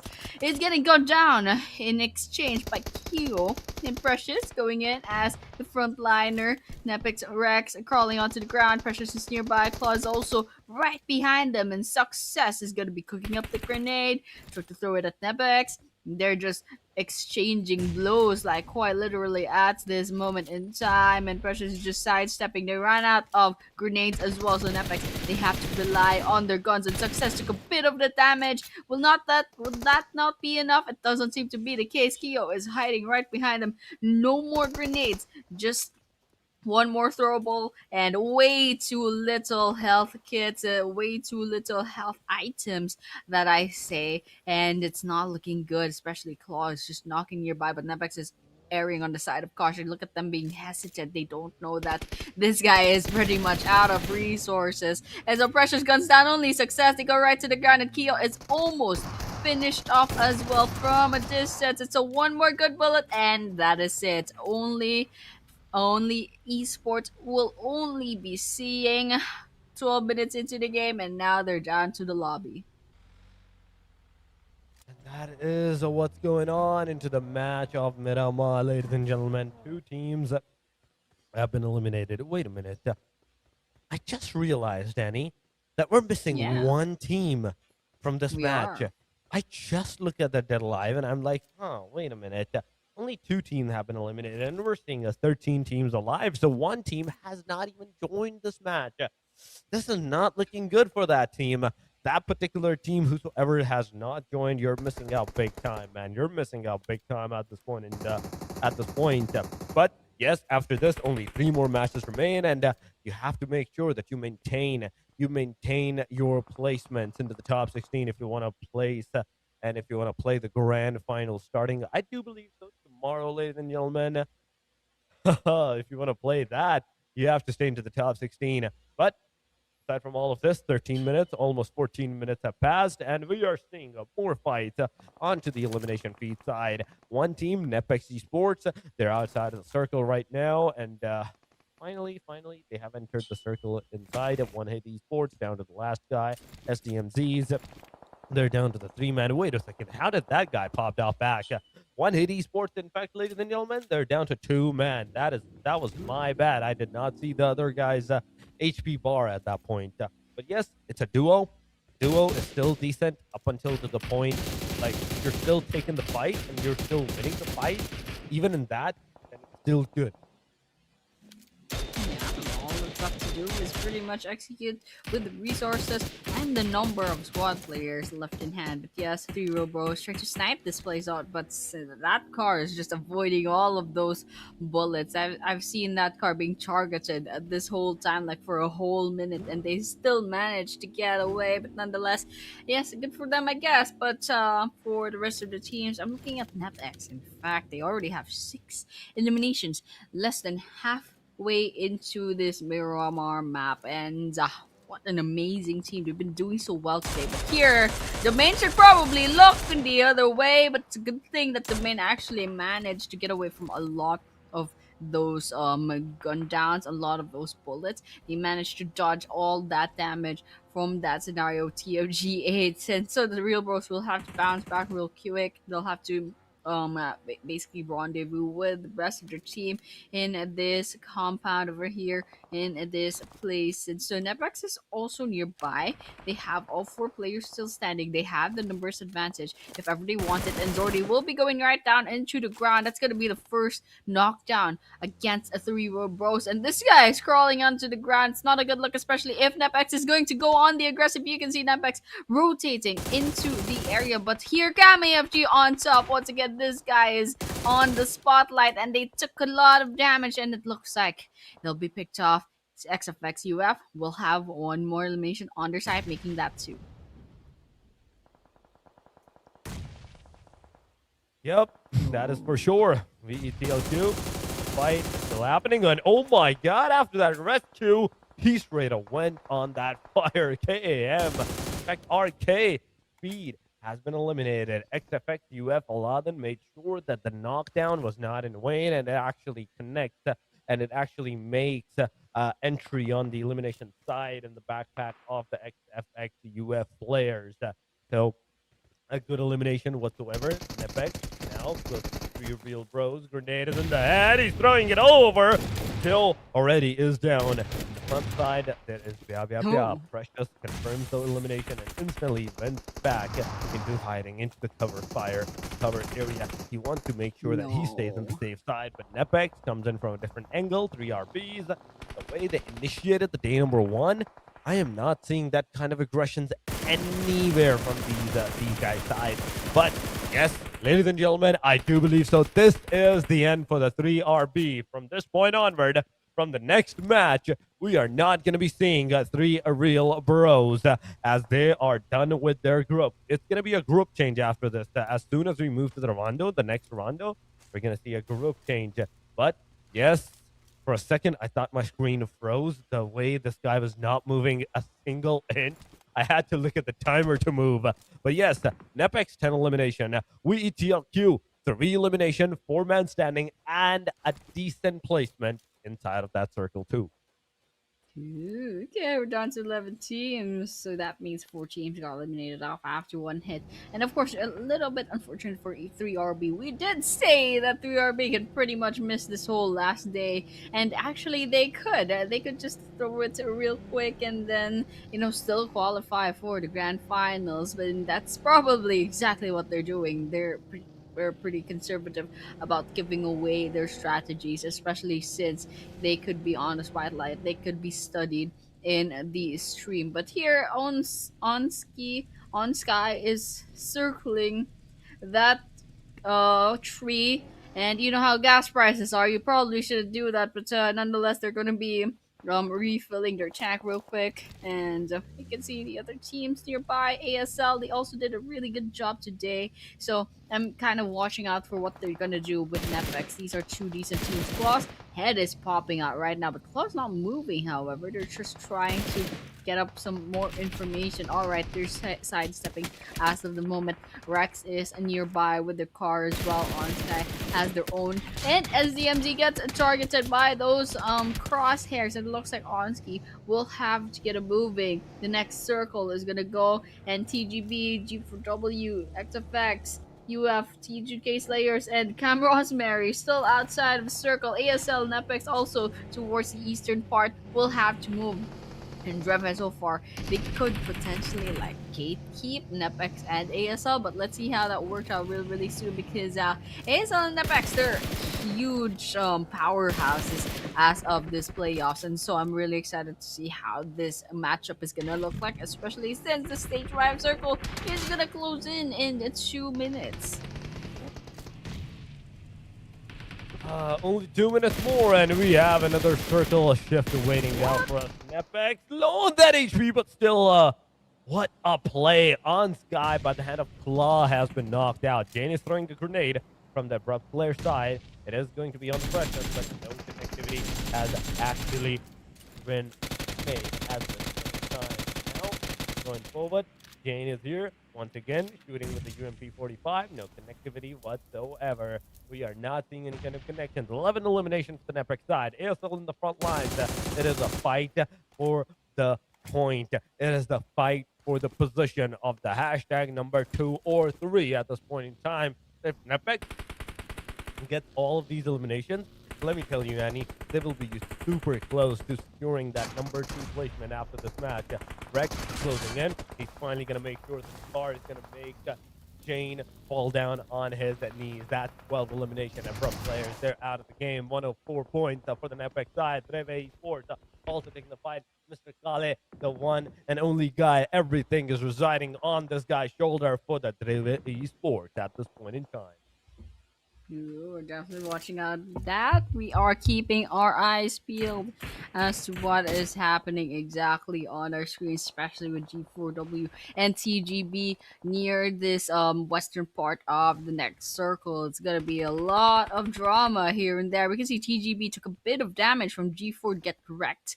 Just there, like chip damage, not enough to even knock them down. But here for Death Machine trying to go for a death spray up against T2K Slayer, but T2K Slayer still alive. Joker clocks that vehicle, tries to get those shots in, those taps in, but NEPX is already long gone from that place. Oh, Mr. Kill drives right into a spray from NEPX, and Precious will be finishing off their whole team. DREVHE will be the next team to get eliminated off. We're down to 8 teams, and so we're starting off with the placement point. We're starting off with like 1 point placement points from this time onward. So the teams that should try their best to try surviving for as long as possible, because they definitely want as much points as possible, especially Group A, because this is going to be their last chance. It's going to be their last, what, 10 minutes at most into this Miramar map before the grand finals, before we can see if they qualified for the grand finals.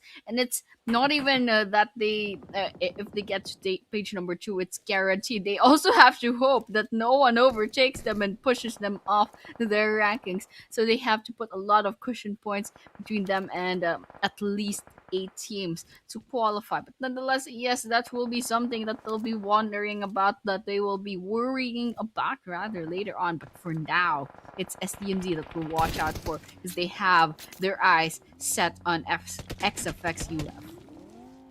Oh, that is absolutely true. We're down to the top 8.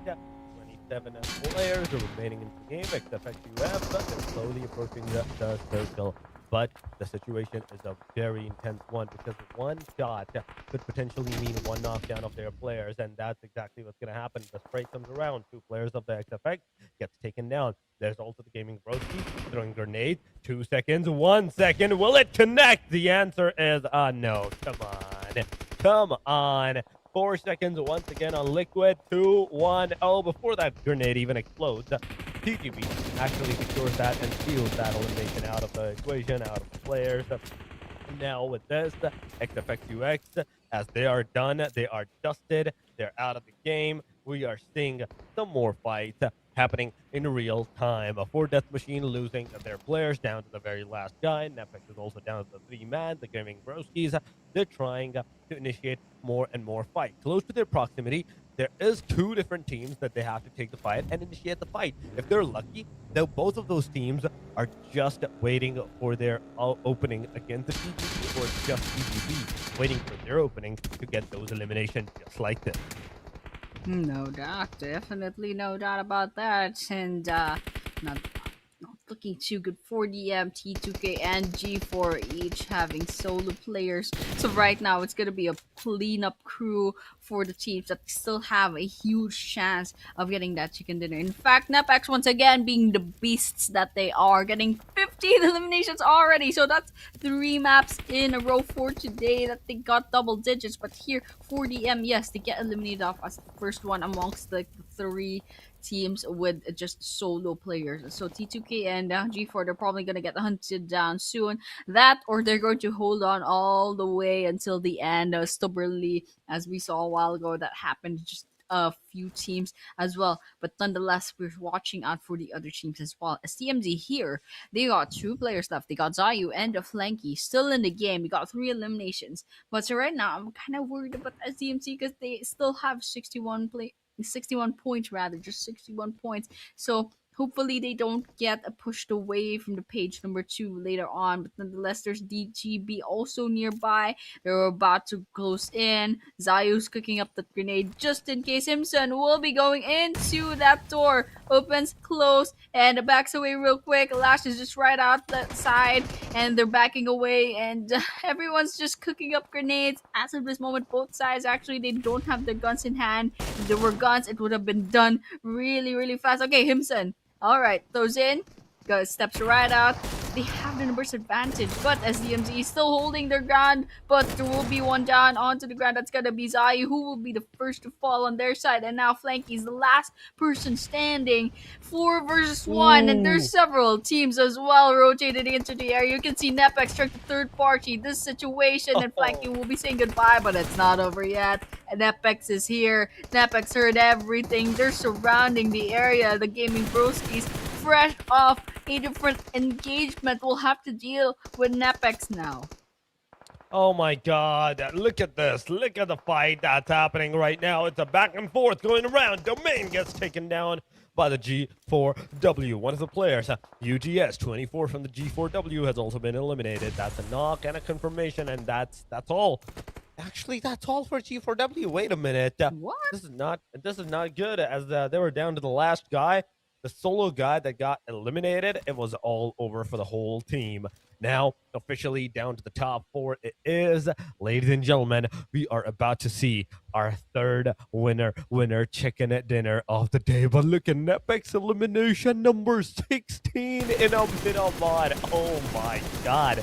This is actually insane, but there we go. Himson finally connects on the shots. Rex is down and finished up. Ooh. With this fire, with this elimination, TGB marked their entry on NEPX Esports, and that's the one of NEPX out of the 4 that has been eliminated. Grenade goes over. Will it connect? The answer is a slight yes. Mod also connects on Domain and Precious. That's 2 back-to-back down, and it's all over to Claw as a final hope for the team to initiate, to get the fight done. But look at that from the back angle. There is Syndicate entering the area. The through two-way fight has moved into a 3-way deadlock, whereas chances for NEPX survival are looking very slim.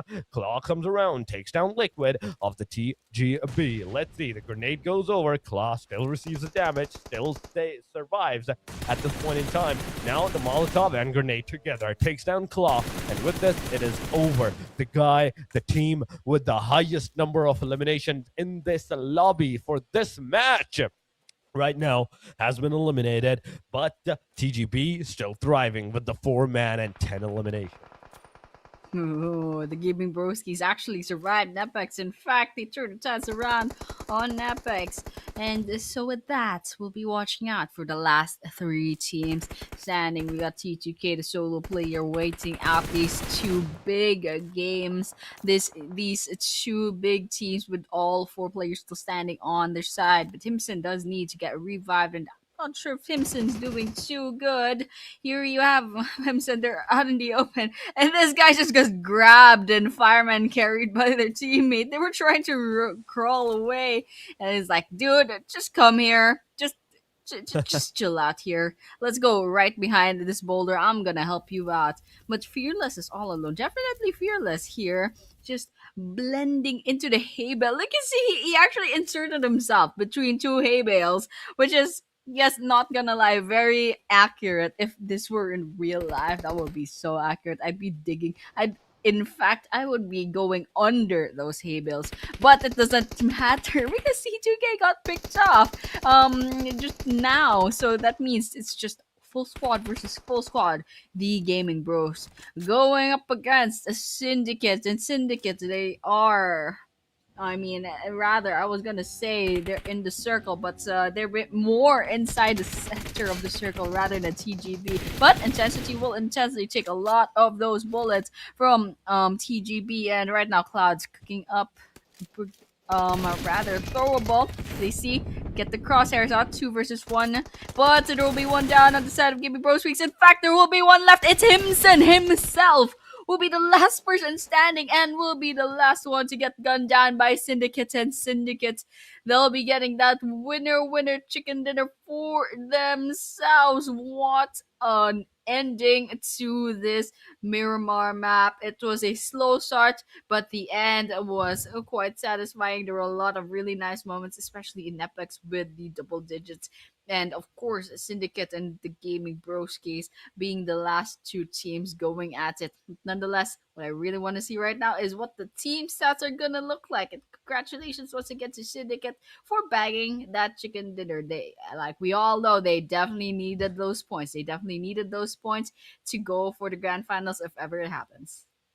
I mean, that is for sure. But now, with Syndicate, a winner chicken dinner, I think that's 10 points in the bag for that team. And where the Gaming Broskis was just chilling with the 10-12 eliminations, they only survived on the hashtag number 2. They couldn't secure that 10 placement points for themselves for the winner chicken dinner. Syndicate is the team that secured it up. And with this, I think close to 20 or close to 25 points, if my guesses are correct on this.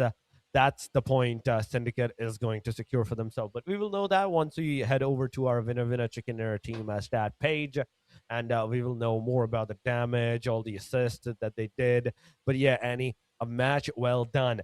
Group A is done. 3 like 3 real bros. They're done too with their matches, and there we go. It's 10 elimination, 20 Ooh. total points, 1,677 damage. I see 1,677 damage, Oh. total damage by the players. Once again, 54 total eliminations, 7,998 is the total healing used, 1 vehicle elimination with 56 total knockouts. Last but not the least, it is 394 meters of the longest elimination distance by Zahuya at this point in time. 1 airdrop was looted, 183 throwables used in this match with a total of 15 headshots connecting. And this is our match rankings. Syndicate, yes, they got the 20 Oh, points. beautiful. And of course, NEPX, well, okay, well, they got 16 eliminations, but at 4 placement points, unfortunately, they couldn't survive a little bit longer than they could have. But they are tying with Syndicate despite being, what, ranked number 4 in like the teams that like got picked off in that previous map, and TGB coming in with 17 points as well. They have 3 teams, in fact, with the double digits. So it's a really good chance for Syndicate, NEPX, and TGB alike to farm so many points on a Miramar of all things. So yes, congratulations to these teams. And of course, following that up, there are a lot of other teams that got the points as well. But unfortunately, on the second page, it's a little bit bleak. There's just way too little points to go about. So, ABRUPT players, I mean, these guys have a lot of bank points right now, so you don't have to worry too much. But for the rest of the teams, I mean, I think I can see some names that definitely needed those points in this map. But yeah, nonetheless, the MVP of the match will be NEPX Claw with the 6 eliminations, the 1227 damage, to assist, the 12 throws, the 27 minutes and 25 seconds of survival time. And then we also have the 289 heals that this guy had. It's a lot of healings, but even more so with the damage. So yes, congratulations to the MVP with 6 eliminations. I believe NEPX had 16, so this guy had way too much eliminations. But this is the overall rankings. This is what it looks like, Torix. This is exactly what it looks like. Real Bros, 135. Close to the point of Hidden Leaf Esports, 132. Only 3 points of a difference. That's easily crossable. So with this, I think Hidden Leaf will definitely be on the top of the leaderboard. And nonetheless, ABRUPT players, after this, they got 118 points after this match. NEPX Esports has also like stood up so good with 16 elimination in the last match. Now they're up to 112 points, a total of 79 elimination that they have secured. But the bottom line side, like Syndicate just took over a chicken dinner, and because of that, they are now in the hashtag number 16, ladies and gentlemen. They are in the hashtag number 16 placement. They are still close to being overtaken from the third page. So really a lot of really work needed by the players, because this is the third page. It starts for 37 points and ends on 17 points. Be very careful. The team needs to be very careful on whatever they're doing, whatever they're like their strategy is from this point onward. If they're not careful, they're not going to be able to survive and move into the grand finals. Yeah, definitely. They have to be super careful later on. But of course, Group A, they won't have a chance for that anymore. We'll be moving on to the Group B and C phase after a short break. We'll see match number 4. So, guys, do not go anywhere. We'll be seeing you soon in a few minutes.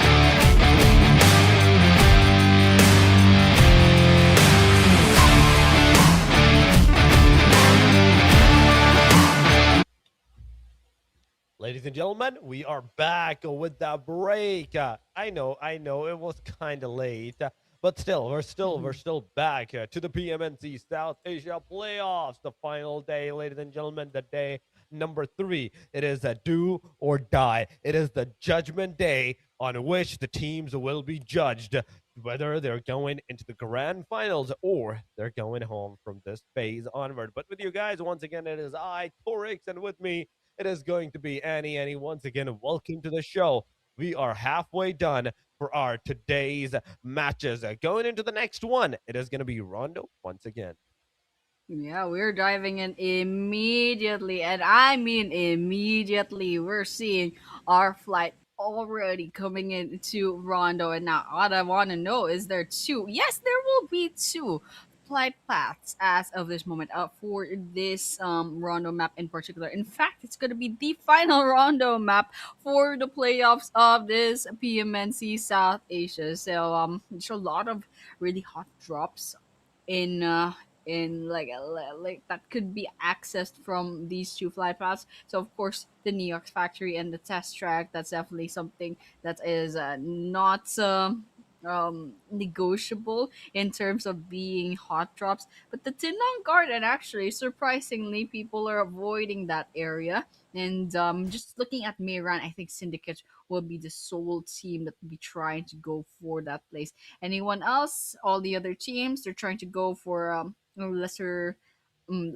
areas, and like lesser places. They're trying just to mind their own business real quick and try not to get picked off too early on. So I'm just looking up for the teams that will try to get that 1-3 split as well. So we can see Slayar from DREVHE. DREVHE is going for a recall tower, probably in Muhopan, because there's a bunch of places there that they can loot up as well. And there's also a couple of teams, even only Handsome is also towards the southeastern part of this map. But that circle, yes, it will be closing in. And there's a bit of Neox Factory that's still accessible, and also Jadena City. But speaking of which, the circle, I can see two eliminations already. But then again, once again, this is just Rondo. They can have a second chance in life as long as they keep one of their players still alive. We got a couple of eliminations already, just judging from what the remaining players look like. There was at least maybe 6 eliminations already. Let me just count that real quick. 1, 2, 4, 5, 6, 7 eliminations already, and we're still 2 minutes into the game. This is what I'm talking about. This is the spirit of Rondo that I want to see from these players. And counting, look at all those eliminations.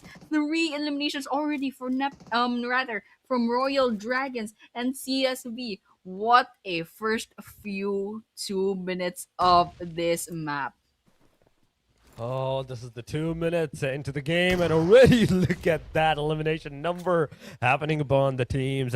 3 for the CS VAJRA, 3 for the team of Royal Dragons. We're only seeing only Esports taking the fight again to RK Speed has been knocked out. Tiger, he's going to throw that grenade on the face of the players. But wait a minute, it's not just 2 teams here. It's 3 different teams, and CS VAJRA in the front lines confirming that Speed's elimination. The grenade goes over. In the meanwhile, the players are just going out. The shotguns are finally going to connect him up. VAJRA Zoro gets a knock, gets a finisher. And right with this, now still the player, this is just the the start of those elimination numbers, but still it is kind of going really expensive on the RK side, as RK is down to the very last guy. RK, you need to get out of there and you need to heal your team members, revive them, recall them back into the game. Otherwise, it's all going to be over for you and for your teammates to get even a single point from this point onward. And I mean it. I mean it. Look at Syndicate. Syndicate was on the hashtag number 16, right? OG is right behind them with 37 points, 39 to 37. That's 2 points of a difference, just a measly 2 points. The margin of error is such a small one that even a single wrong move can determine whether you are in fact going into the grand finals or not.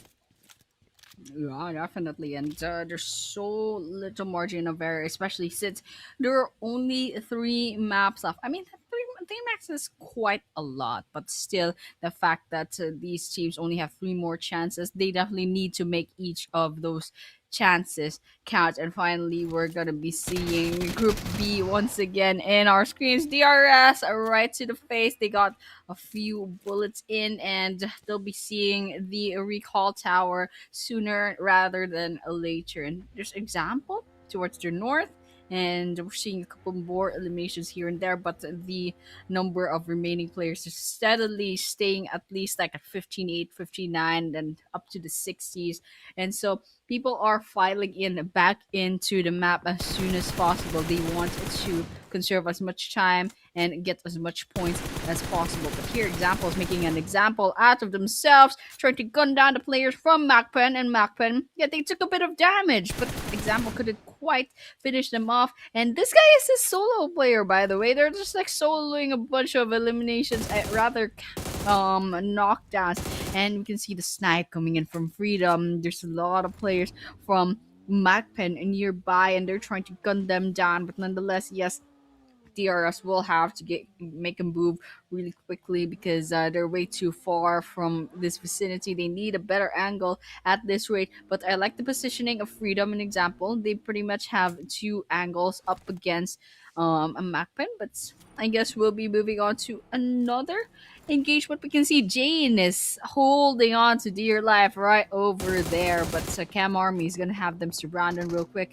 They secure that elimination. We got MAKPEN surrounded by the two players from DRS, and the sprays coming in. That was an easy elimination for themselves. Tiger throwing in that grenade. Let's see if it hits Aman. It looks like Aman will be taking a lot of damage back there. Backing away just to heal up. And Tiger is not wasting any time whatsoever. This is a cat and mouse chase, 2 versus 1. But Tiger will be going to the ground nonetheless. ASL didn't like heal themselves up. They didn't prioritize it. They know that the survivability is so much better if they just went on the aggressive themselves, and it worked out for them. But Tiger still got knocked down. We got Kazuya knocked down as well. Monacy, where is this guy? Where is Madi as well? They have to get the revive tower. They have to get the recall tower rather. But Tiger could still be revived, so they can save their time just a bit. But Hitsu is closing in. Hitsu is right over there, and Amon needs to be saved. Grenade cooking up. They might hit their teammate, but let's just see what happens. We have to see what's going to happen as Rondo is making a monstrous move on every single one of the player. Manizi 313 is right now knocked out. He will be finished up in a short while, but Tiger is also getting shot from the backside. I think one Sky is the person shooting at him, whereas Hituzad, he's finally healing the player. Tiger gets a knockdown by On Sky, and On Sky instantly finishes the player up. Tiger is finished up. With this, 4 eliminations for the Abrupt Slayers. Look at that. 3 real bros are no longer into the game.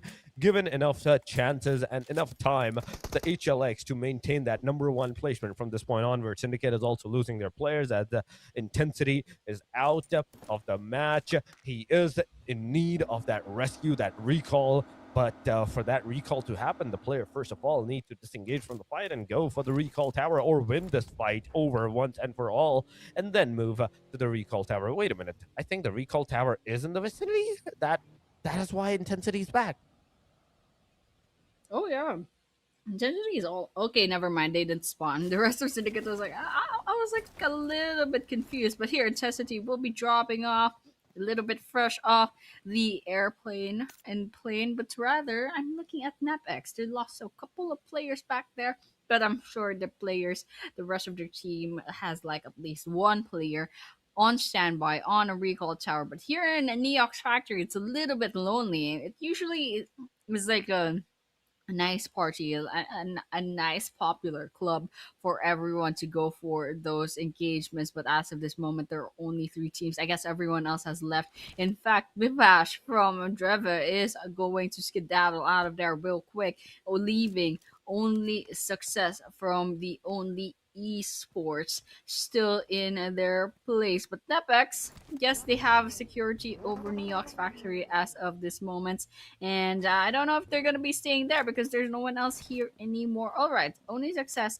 is going to cover their car. Rather, I thought they were gonna rotate out of the area. I guess they're just gonna hide their car. But I'm just looking at the circle as of this moment. Neox Factory is still accessible, and there's a lot of open fields. There's a little bit of Danching that's still within the circle as well. So there are like 2 places with a cluster of buildings that could be used for cover, but I'm pretty sure there's a huge chance that those places won't be favored by stage 3 of the circle. But here we can see a couple more eliminations. Grenades being cooking that. AKAZAYA versus DRS going at it against each other. And in fact, it looks like what? LF AKAZAYA just got eliminated. Dude, it's still 9 minutes. It's almost 10 minutes into the game. It's way too early to be taking your bows. It's way too early to get picked off in Rondo. Rondo. 10 minutes in, and Team LF AKAZAYA is finally out of the game. The one team in Rondo match to leave the premises of it completely. No recall, no revives now from this point onward for this team until the next match, until the next map change. But Frag, DRS, Gaming, 5 elimination. It's a decent number so far for these guys too, and I think they are done with their recall. That is why they're completely on a different plane, not at the hot drop locations taking the fight. They're kind of in a safer side position. One hit gods. They're also here. Raksha versus Syndicate. IO, Cloud, same compound. Grenade going over. Will it connect? The answer is a no. But he has spotted. He has seen where the other grenade has actually came in from. And Raksha now know where to throw that grenade exactly. But first of all, you need to heal yourself. You need to get back onto the 75% HP. If he had been on the 75% HP beforehand, that grenade would have taken him out. And he was so lucky that he had the full energy supplied to himself. He was pumped with that energy, that boosters. So he survived that grenade shot, that grenade damage onto his face. But still, it's still not over until it's over. Still, there's 4 minutes left until the time where the teams will be forced to go into a really passive stance. Up until then, there's still the possibilities of, okay, you can go for the fights, you can take the fight if you want to do. Yeah, I really hope they do take the fight rather than not. But over here in NEPX, they pretty much clocked in that there's nothing else to do in the Neox factory, so they'll be moving on. And in fact, here instead, in this area, it's a little bit of a party. One hit, Raksha goes right onto the ground with a nice placement of that grenade from Syndicate. All right, one hit perfect's gonna be next up, but here, DRS targeting CSV as well as Syndicate from a distance, from the safety of another area over here. But yeah, nonetheless, CS VAJRA inside of this building, slight advantage. There's also one hit Funky right at the second floor. So CS VAJRA, if they have the information, they could actually storm up the place safely and probably outnumber Funky. But I don't think they have enough information, so they're playing it really safe as of this moment. But outside, there's also Syndicate knocking down their door. Look at all the bullet lines on the mini map. There's just so much aggression that's happening. Cloud is literally hiding inside a cloud and trying to heal himself up. Oh wow, look at the vision here. That's just absolutely horrible from the perspective of VAJRA's just UT. Look at this. If you were a player, this would be a nightmare. You can't see anything. You can absolutely just see your teammates. But here's Syndicate's gonna start moving forward and trying to go into the area. Oh, look at that. The smoke is doing its work. Look at how hard it is to maneuver when you barely have any vision. And in fact, that's going to be the downfall of CS VAJRA. They'll be the next team to get eliminated off. Another team to get eliminated off. We're down to 14, ladies and gentlemen. 14 teams now from this point onward. But at the same time, the aggression is not going to stop. That is the biggest factor. The aggression is not going to stop whatsoever. Still, the teams that are taking the fight at different planes. Some shots are connecting. Some shots are definitely making some kind of connectivities upon the players. 13 minutes have passed, so you have only 1 more minute. In fact, 30 seconds. Look at that zone shrink time. You only have 13 seconds up until to the point where the recall towers are gonna go out. Only Esports, Keo, he's down. He is in a panic situation. You have to go. You have to get out of there. You have to go for the recall tower. Only 15 minutes, 15 seconds, in fact, left. Slim Shady, the final man, the final hope for the team. Is this the end for the team Only Esports, or they're still gonna thrive even with this single guy? It's all in his hands. He's throwing grenades. He's connecting those grenades, but unfortunately for him, not a single one is connecting. The player has given that revive towards the team member, and in the meanwhile, taking the fight against the team Royal Dragon, Slim Shady received some splash damage from that grenade. Still staying in the back, staying in the safe is a decent thing. No. Slim Shady, another grenade. Things are not looking good. Come on, come on. I'd say change the position, change your location, because I see 2 more grenades in the same vicinity being cooked. And there we go. This grenade, it did not connect. Okay, it still did not. In fact, it connected, AFG on top came in, eliminated Slim Shady, and with this, it is Only Esports that is out. There's also KAM versus NEPX. Where's the NEPX? They were the grenade masters.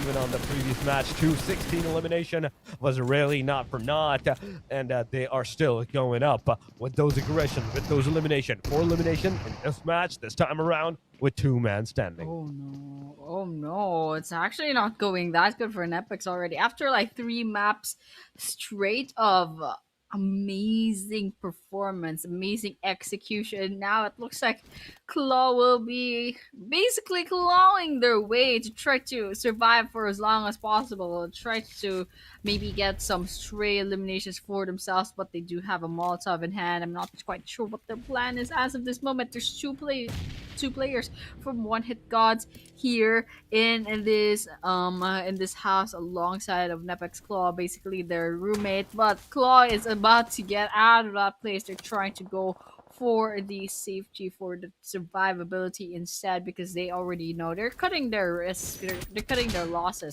as of this moment. Okay, Claw, never mind. They're still going on the aggressive spot. DREVHE tries to slay down Slayer, and it looks like Janish did clock in Claw, and Claw does have to go right onto the ground and heal themselves up, because 1 more life, and this guy has no other chance other than this. But RKES from Cam Army AF2, they do get eliminated off as well. We're seeing 11 teams left, and so after that initial absolute onslaught of early game engagements, it looks like we're starting to see teams falling one after the other. And in fact, I'm quite happy with the number of eliminations. I can see that there's so many eliminations. There's gotta be like, I hope to see 100 more eliminations here in the match summary later on. But nonetheless, yes, we are going back to the game with 11 teams still standing. I thought I saw some engagements, but I guess everyone's just trading bullets as of this moment. ASL also a team to watch out for. Claw is still alive and trying to get away from the blue zone. I guess they abandoned their car and it's unusable as of this moment, so it's gonna be a little bit hard. And this guy's getting closed up, and there's only 7 bandages left. It's not a good look for this guy. This guy gotta like basically claw their way into this map, and I don't see any buildings where they can loot the place up. So this guy has to conserve their healing items because it's not looking good for them as of this moment. Unfortunately, I have to pop that bubble that we're gonna see the 100 elimination markers. Why? Because so far, let me tell you, all of these elimination combined on the dead alive counter, that only totals up to 66. Now 67, as another player has been eliminated. And compared to that, 6-7 to that, compared to the 32, 4 players are still going to be surviving, right? Up until to the point that we only see 1-1-1 from each team till the very end. We might not see the 100 elimination marker number, but let's see what's gonna happen. Only the time will tell, as we are going once again. The stage number 5 is gonna close up in 10 seconds, ladies and gentlemen. DREVHE Esports situation is not looking good. The car is being shot down. MAKPEN is also receiving that damage on the car, on the player. He's in the halfway in the air that he gets taken down. Erangel comes around and makes sure that he gives the cover to his team member and instantly knocks down the player. Now MAKPEN is down to the last man, and with the ABRUPT players on Sky with the spray, he gets eliminated. And the hashtag number 10, MAKPEN, gets finished off. Ladies and gentlemen, we're down to the top 9 teams. 26 player grenade comes in. Mr. Ouch. Kale is eliminated with that grenade, and another DREVHE Esports. They're gone. They're dusted. But yes, 9 elimination is the highest number for the team that are alive right now. Another one bites the dust, but here we got Royal Dragons. Let me just peek at the leaderboards real quick. Royal Dragons, yes, a last person standing alongside NEPX's Claw. They're just keeping a low-key profile on this map as of this moment. They definitely don't want to give away their location. Okay, OG's gonna close in, and they're going to guess that there's someone here in this smoke. They're trying to look for these guys, and it looks like ASL. Yes, they will be saying goodbye to the hands of Naobi, but on Sky will be caught up by cruelly taking up. What was that?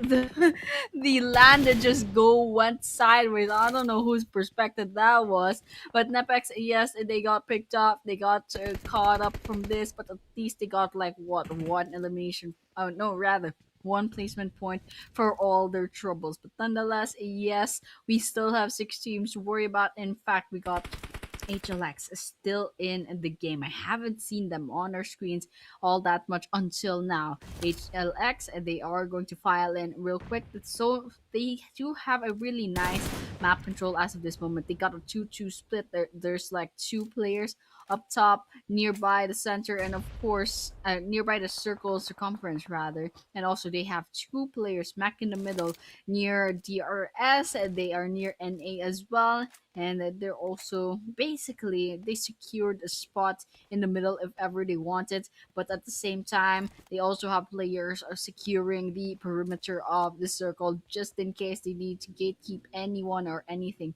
Nonetheless, stage 5 circle will be finished closing in about 5 seconds, and so we'll see exactly where that circle is gonna go, and it will go close in. There's a few players from HLX that didn't make it. There was also one player from NA that didn't make it, but nonetheless, everyone else is more or less safe. I don't think anybody is safe. Anybody is nobody's No. safe at this point in time. OG taking the fight with the Royal Dragon and taking them down and out of the equation. Hashtag number 6 was provided to the Royal Dragons this time around. We're down to the top 5. 21 minutes have passed so far into the game. And top 5, this is going to be a very destructive top 5. DRS slowly moving to the Syndicate. There is NA. There is HLX in the proximity. And HLX, oh my god, I forgot to talk about this team. The way these guys are up and running with the 6 elimination 4-man standing. Oh my god, this is juicy. This is juicy. HLX has the potential of securing once again the winner chicken dinners like they did yesterday in the yesterday matches, right? And if they do, oh my god, we're definitely going to see a very big domination from their side today. There we go. 7th elimination for the team. Maybe in the near future, they're going to have the 8th. But so far, grenades are going towards the HLX side by the hand of DRS. They're also retaliating. Look at those grenade numbers that are coming from the side of Hidden Leaf Esports all the way to the DRS. Tricks but that grenade is going to take down Cyclone. AKAZAYA with that example knockdown. Frag is the only guy alive and remaining into the proximity. AKAZAYA cooking that grenade once again, but no, you only have 2 grenades left. Make sure you use that at the very end. But oh my god, AKAZAYA, you beauty, you beast, with that headshot, back-to-back connectivity. That was insane and beautiful. HLX now with 10 elimination and a total of 142 points. Hidden Leaf just nonchalantly like managing to get those 10 eliminations like it's nothing. And so with that, let's keep a watch out for Hidden Leaf because they got more fish to fry. There's NA right below them. They have NA in their sides. Grenade coming right up, trying to get Axie from Hidden Leaf from all the way up top, and that's the only angle that they can use. The grenade is the only way they can be accessed. But Axie, yeah, they did get shot down from some other angle, so it's only imperative that they go prone and try to find another angle and try to get away from there real quick. Okay, grenade coming right up, didn't quite connect it to anyone because NA, I don't think they have a lot of information. They're just blindly throwing those grenades and hoping for the best. It's just way too far up. It's just way too elevated for them to be in. Okay, Ajaya clocks in one player from Hidden Leaf. They can see that head popping right up, and Susty is gonna go onto the ground. OG actually hitting that grenade just well enough, and Susty gets finished off as well. But Delta will be retaliating, will be giving those grenades right back at them. And Mini just needs a little bit more. Okay, there we have it. Mini did get picked off as well. Lucifer right on the ground gets finished off by grenade by Axie. Syndicate's Ayu finds Adi from OG. It's a mess. It's a two-way, three-way, four-way sort of situation here. And now B's gonna go right onto the ground. Cool still in the back. Syndicate joining into the fray and finally making their presence known. And all the while, yes, they are having a chaotic time as of this moment. And now all that's left to do is to determine which of these teams are going to survive and which of these teams are going to be going on to the ground. Let me tell you that in a short while, we are definitely going to witness that. Hidden Leaf Esports, they're performing a Hokage level gameplay right now. 12 elimination. That's amazing. And still all the 4-man intact. They are definitely putting a barrier around all the players at this point in time, securing all those elimination. 7 eliminations for even the team OG at this point in time. Krul is here behind that cover alongside of Bahoon, Adi, DTD, and the rest of the players as well. But Syndicate has been spotted. Axie is going forward slowly, steadily. Grenades are also being thrown, but Axie, be very careful. You only have that one Molotov now remaining in your backpack. You don't want to use that. You don't want to waste that right now, and you want to make sure that you utilize that at the very end when you're really in need of that intensity. Got low with that spray from the Hidden Leaf side. Still, Hidden Leaf is not giving up. They're making sure that even right now, they put Syndicate on their own toes. They're keeping them on their toes and not letting them relax whatsoever. The moment Syndicate is going to stop at one place, the grenades or the Molotovs will definitely start to come on top of them and maybe explode, maybe even take down 1 or 2 player. So whatever you're doing, Syndicate, you're doing good because you're staying alive for now. But there we go, DTD, Bahoon. He comes around with that spray, takes down one of the player of the Syndicate Esports Team OG. Now in a very panicked position because now they're down to the 2, Intensity and IU, the only 2 guys. Intensity goes in for that rescue, but the grenade, look at the number of grenades that are just popping around the area. It is going to be such a really hard job to maybe maintain that situation, but Hidden Leaf Esports, 2-player down. Oh my god, Syndicate making a comeback from all of the situations where Hidden Leaf Esports was down to 4-man standing, was still 4-man standing. Now they're down to almost a solo player. Yeah, not looking too good. Not looking too good, definitely, after a really nice run, a really dominating run, in fact. And so, you win some, you lose some. And if you burn hot, you burn fast as well. But nonetheless, here, Team OG clocks in. Syndicate looks like Intensity will be gunned down right into the ground, and Addy's just peeking at it at this boulder, trying to find a really good angle up against a Syndicate. And it looks like AU can still be revived, and that's exactly what's happening as of this moment. But one really good grenade throw, it's all over for Syndicate.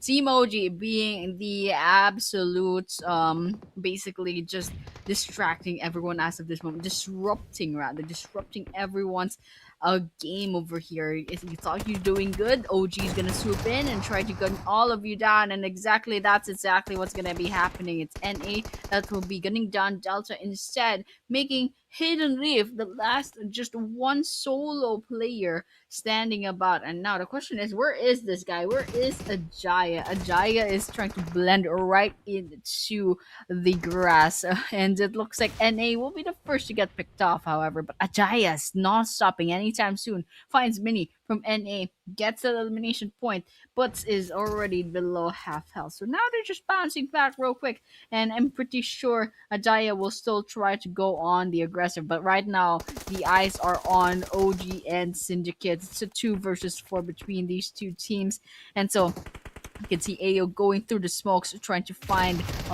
Cruel. But here Ajayo 2 versus 1. It's not looking good for these guys. Has to worry about two different players, and yes, just like that, dominated by the numbers disadvantage. HLX will be saying goodbye, but Syndicate, yes, they are fighting back against OG. They are fighting back against OG's numbers advantage. Now the question is, who among these teams will go with the chicken dinner? It looks like it would be Team OG. Nice execution using the numbers advantage to their advantage, and they got the chicken dinner for themselves. Congratulations once again for Team OG, and as well as the rest of the teams that got a lot of points from this map.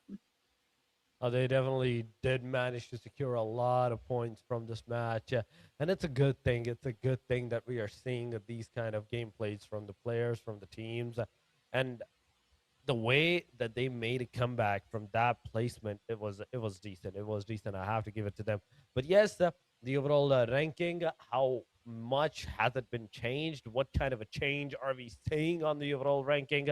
That is one thing that I'm really, really excited to see, because this was the match number 4. We're only down to our 2 last maps. Rondo is done. Next one is Erangel, and we're gonna end our day onto the Mid-Miramar match. So with this any now, there is no second chances. There is no second chances for the teams.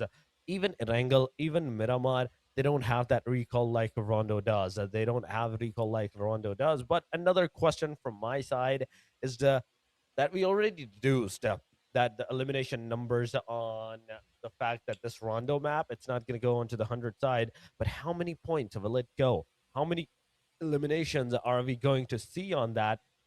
Is my question first of all, and how many knockouts?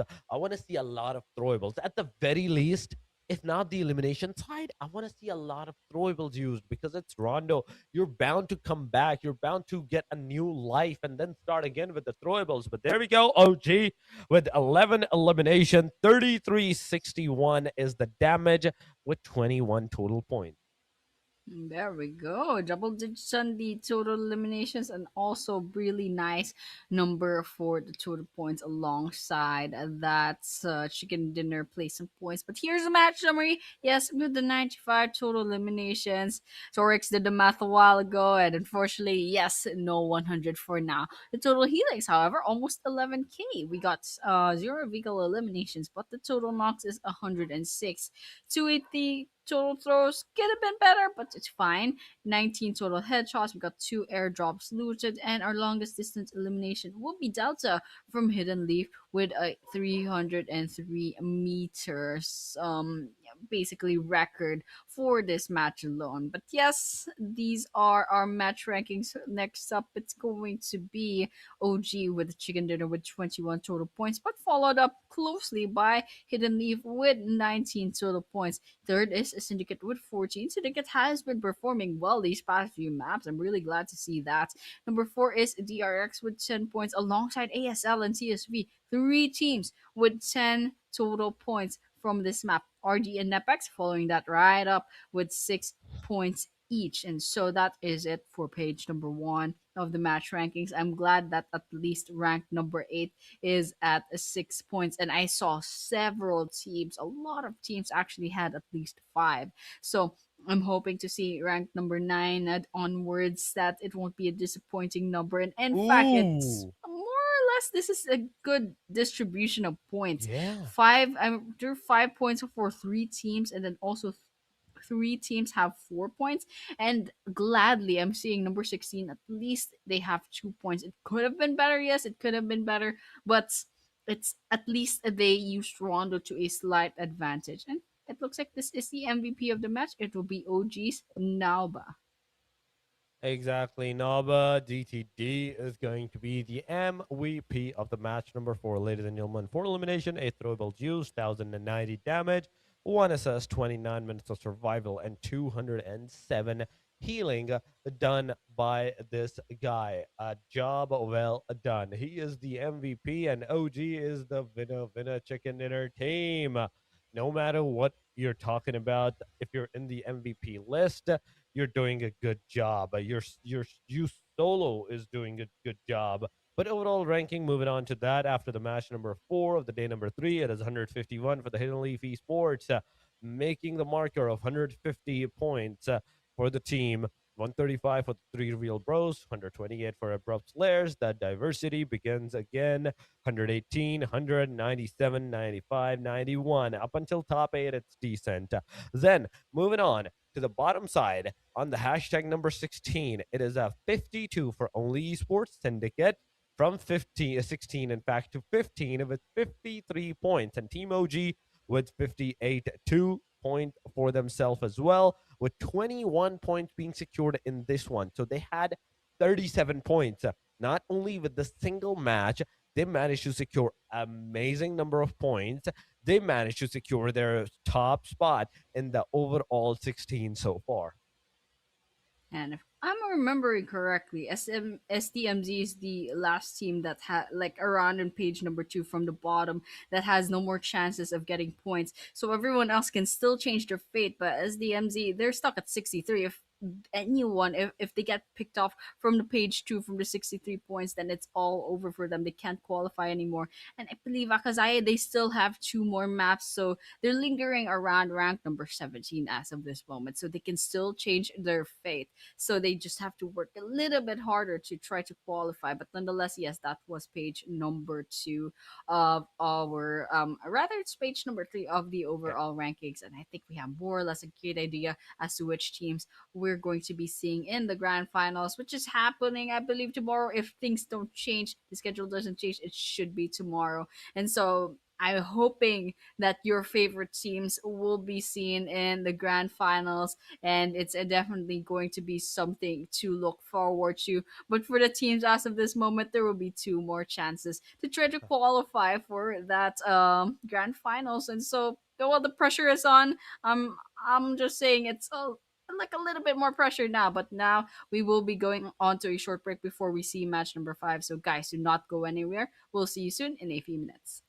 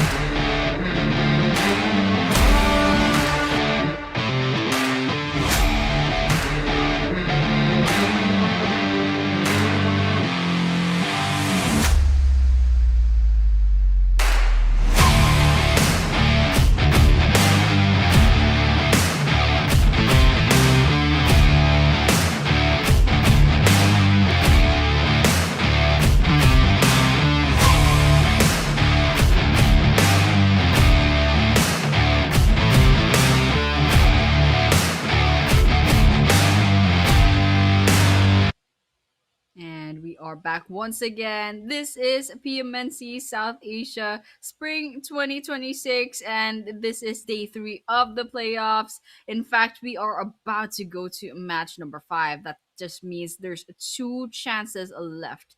Two chances left for these 24 teams. In fact, 16 teams left. 16 teams have Yeah. two chances left to qualify for the grand finals. And yes, well, the pressure is on. Let's see how it ends up. And after this, we should be seeing a wrangle real quick. So, you know what? Let's just wish the best for our favorite teams and do make a lot of noise in the comment section. Tell us which teams you're supporting and, of course, support your country as well. Yeah. But yes, nonetheless, we should be going on to our next map really, really soon. Oh, we're definitely going to our default map real soon, ladies and gentlemen.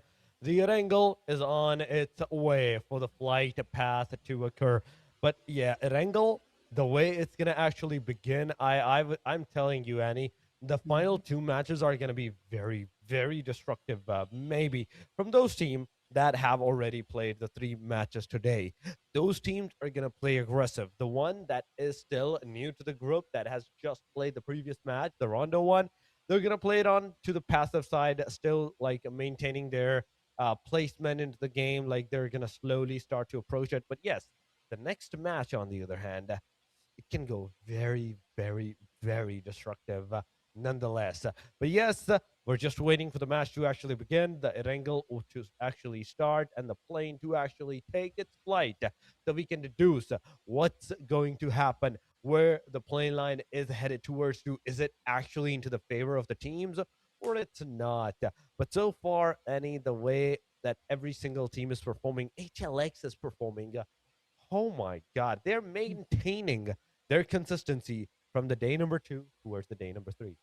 Absolutely, and that's considering the fact that HLX is still up top. They have a considerable gap between them and Three Real Bros, and also they have two maps left. So I'm just excited to see how this is gonna end up for their team. I'm sure they'll have like what do you call it, like a landslide sort of situation in terms of points, and there's just a huge domination of points, especially even like right now when there's still like two maps left. So it's definitely going to be a lot of changes later on to the overall leaderboards, and a lot of shocking numbers from HLX once again. Hopefully though, hopefully we see really good games from HLX. They're not stopping anytime soon, even though they don't need those points. They're still like trying to scrape up those points for themselves. But nonetheless, speaking of scraping up points, I'm definitely hoping that a lot of the teams in the page number three will catch up in terms of points and at least get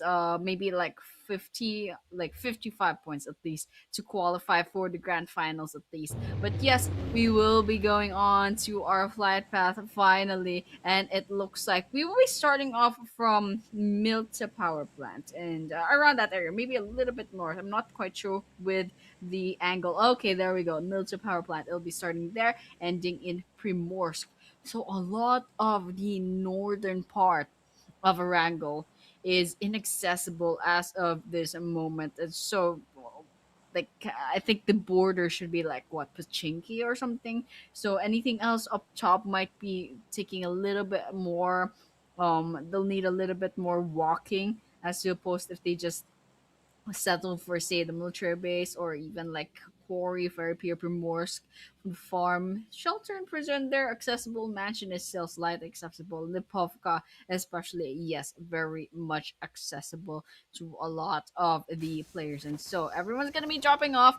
A lot of the teams, as I can see like visually, are dropping off like at the first half of the flight path. And if I'm going to be guessing, there should be a bunch of early game engagements because a lot of the hotspots, and I'm sure like the comfort drop off spots for lots of these teams are not accessible right now. So they'll be having to go, excuse me, they'll have to go to like their second best or like third place best or just like pick off something. And and that's exactly what's happening in, I believe, Lipovka or nearby. Actually, this is Mansion. It's a bit too crowded for all of these teams, and it looks like nobody will be landing in Primorsk. So it's gonna be barren a bit, and a lot of teams are already within in the circle, within smack in the middle of Erangel, so they don't have to worry too much about rotating. But here, Team OG and AKAZAYA will be going up against each other. In fact, it's just a 1 versus 1, but here is where the real battle is probably gonna go. We can see AKAZAYA, yes, Nabi once again, 1 versus 1, peeking at it, and it looks like it's going to be AKAZAYA's Manu, who'll be saying goodbye a little bit too early on. And he tried to go ahead and get the backup in, but it's just a little bit too late. Nabi managed to secure that just a solo kill, but unfortunately for LF, yes, they will be losing one player. Oh my goodness, Royal Dragons has wiped out Cam Army already. Okay, we're still 2 minutes, less than 3 minutes into the game, and unfortunately we're already seeing our first team wipeout. So well, they could potentially bounce back. Hopefully they bounce back in the next map, but unfortunately it's just not a good look, especially for Cam, still at 26 points, so it's going to be a little bit hard for them to bounce back. Not even if they got like a really decent map, it doesn't seem like they could really catch the page number 2. But nonetheless, yes, we should be watching out for the rest of the Mm-hmm. teams in this game. We definitely should be because Cam, unfortunately, I have a feel too that they might not be able to go in that grand final phase. But you know what? You know what we can do? What they can actually do? They can actually go and make other teams suffer. You know what they can do? They can start playing a very aggressive, and the teams that are kind of like at the bottom, at the very dead center line, the hashtag number 16, 15, they can go and hot drop with them, take the fight with them at the early stage because they have nothing to lose. If they eliminate them, they gain something at the very least. They maintain their placement, maybe even have the chance of securing the placement.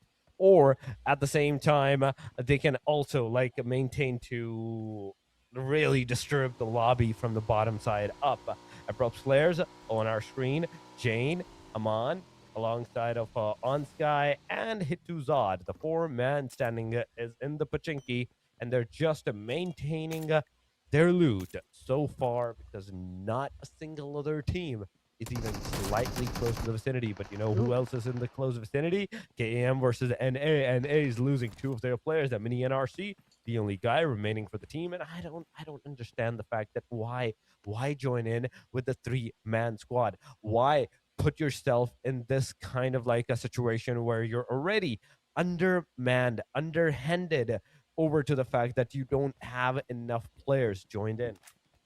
Yeah, definitely. It's just even through the lobby you're already putting yourself at a disadvantage. But so yeah, we don't really know what the story is that behind them, but hopefully we see like four band squads in the next maps to come, especially in the grand finals as well. But nonetheless, yes, this is still what's going on in Erangel. I can see some damage being taken. Rosemary, in fact, will be going down to the ground. It's Slim Shady that's gonna be standing up, taking that elimination for themselves. But it looks like Speed will be speeding in, a 1 versus 1 with Slim Shady, and Slim Shady will be going onto the ground, and that's a revenge kill if I see anything about it.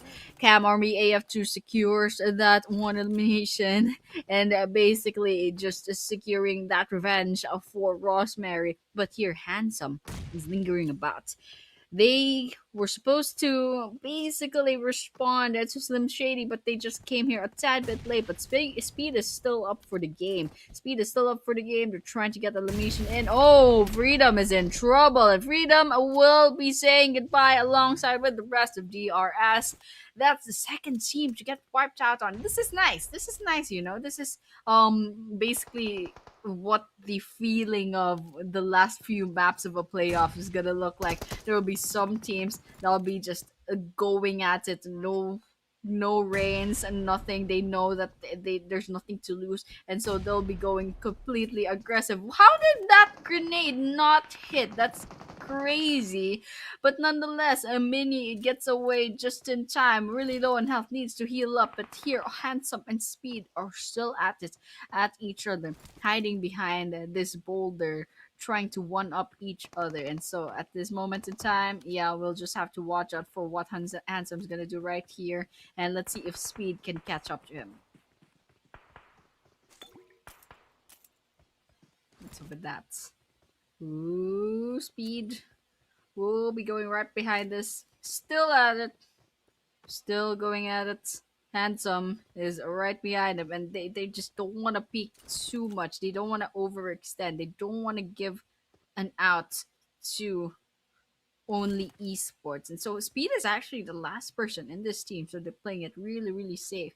And so this is basically like a sort of like hiding behind this boulder, not just because you don't want to get shot down, but because you want to keep your team alive. But that blue zone is gonna be saying no to them, especially since Speed will be the first one out of like the these two teams that will be hit by that blue zone. It doesn't seem, and only only esports has an out. They can basically go the other way and save themselves. But Speed, no, Speed is getting gate kept right now. Speed is getting weighted out by only esports, and it looks like Handsome will be going for this fight. And so it's a 1 versus 1. Speed does have the high ground, and Handsome's just gonna re-angle themselves. Speed going right out to the ground, backwards, going the other way. All right, what's this guy's plan? It's gonna be cooking up a grenade. Couple of seconds left to go. Handsome should be able to back away real quick, but Handsome, yes, they have a bit of information now. They have a bit of information, and they could pick up. This is a nice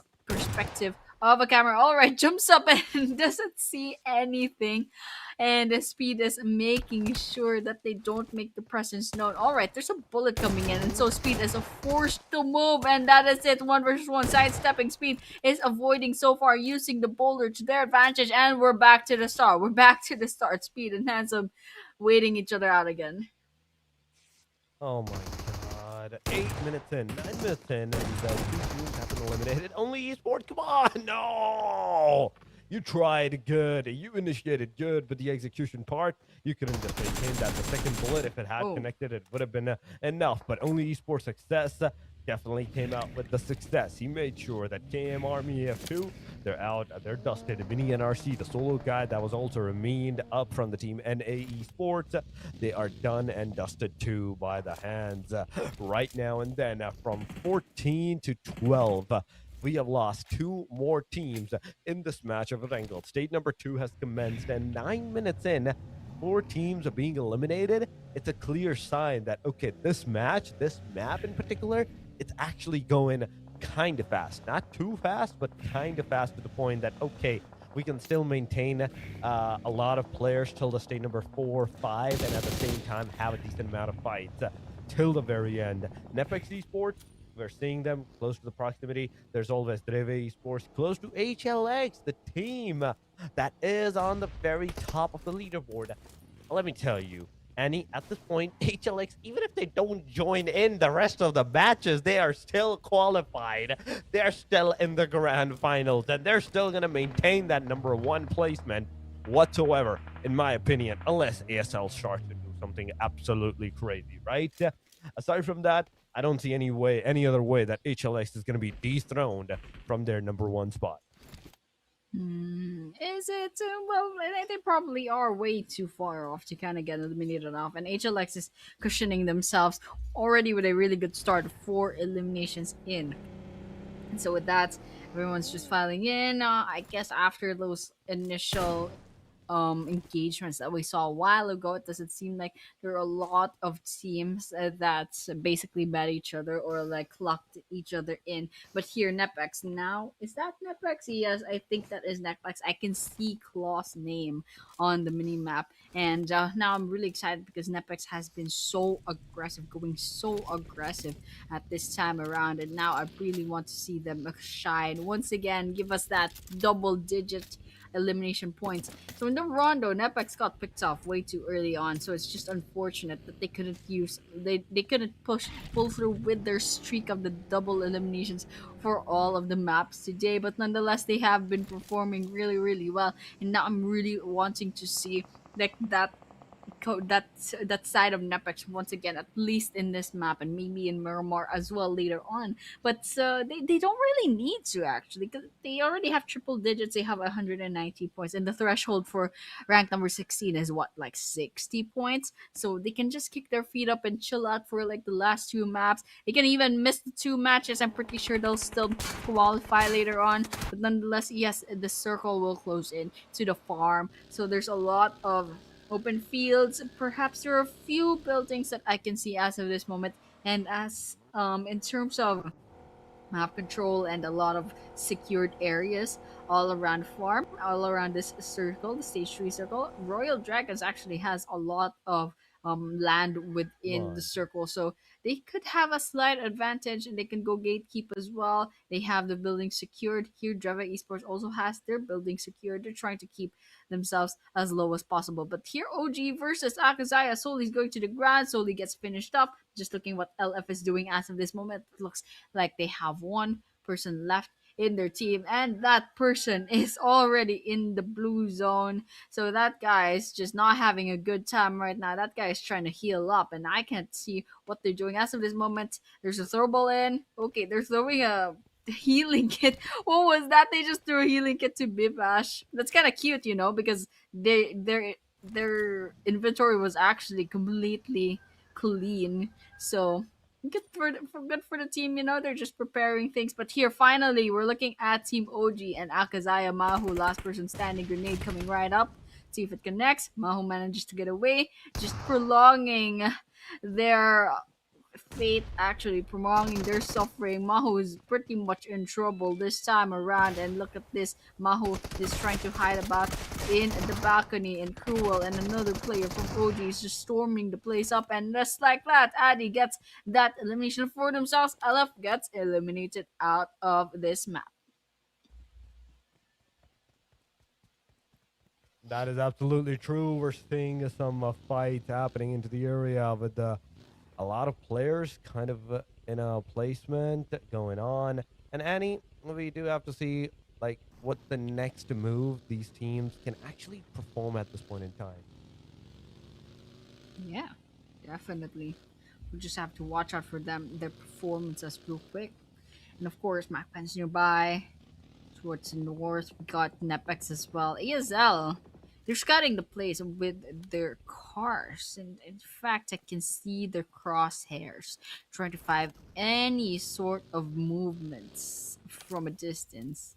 It's only esports is also nearby syndicate. There could be potentially an engagement over here. Mappa is a little bit far off, but it's most likely that only success might not try to give their location away too fast. But okay, we're gonna be seeing the next leg of the circle. We're seeing a stage 4 circle, and it looks like Royal Dragon's third placement is not going to be favored this time around. Those guys will have to move. CSV has to move. Team OG has to move. One Hit has to move, um, and also only has to move as well. So there's a lot of teams that need to move. Here, MAKPEN Star, they have Syndicate on the crosshairs. Yeti's in the blue zone, a little bit in trouble. This is stage 4 circle. You definitely don't want to get caught up here. Syndicate's getting sprayed down by Tsar, and Star took a bit of damage from a spray bolt from somewhere out there. But here we have Kyo from Only. Yes, they clock in Ayo, but Ayo also fights back here. So Handsome sees another team, yet another team. There's a lot of places to look out for. In fact, Only Esports is basically Mm-hmm. dividing their attention to several teams. So as of this moment, yes, they are backing away real quick. So I guess I will be seeing a little bit of a quiet time here in Erangel. Oh, it definitely is. I love the state number 4 shift. The way it has actually shifted towards close to the shelter areas, outskirts of that. There's a little to none cover areas that the team can actually maintain for themselves. So everyone has to actually go for some kind of fight, one way or another. to maintain a position. One Hit Esports versus Only Esports is happening, and where the team One Hit is actually headed towards to, there is also another team. And look at that, there's another team in the vicinity too, as ASL is in the close vicinity. MAKPEN is also taking a look at them, taking a piece out of them with the sprays. The car is low, the car is smoking hot, and you have to ditch the car out in the open as Perfect gets taken down with that car knockdown and car first down elimination. Perfect is knocked out. He needs to be rescued. But nope, MAKPEN is just going to steal that elimination away from the side. One Hit versus ASL. It's happening too. Grenades going both ways, getting some damages on each side. Amon looking from a different angle. The moment the player is going to get out of that shack, he's going to be bombarded with the sprays and everything. There we go. The grenade actually entered inside, and it took down the player. Secondary grenade entered from a different angle, and ABRUPT players easily took down One Hit Esports. There we go. 10 more teams left to go in this map and counting.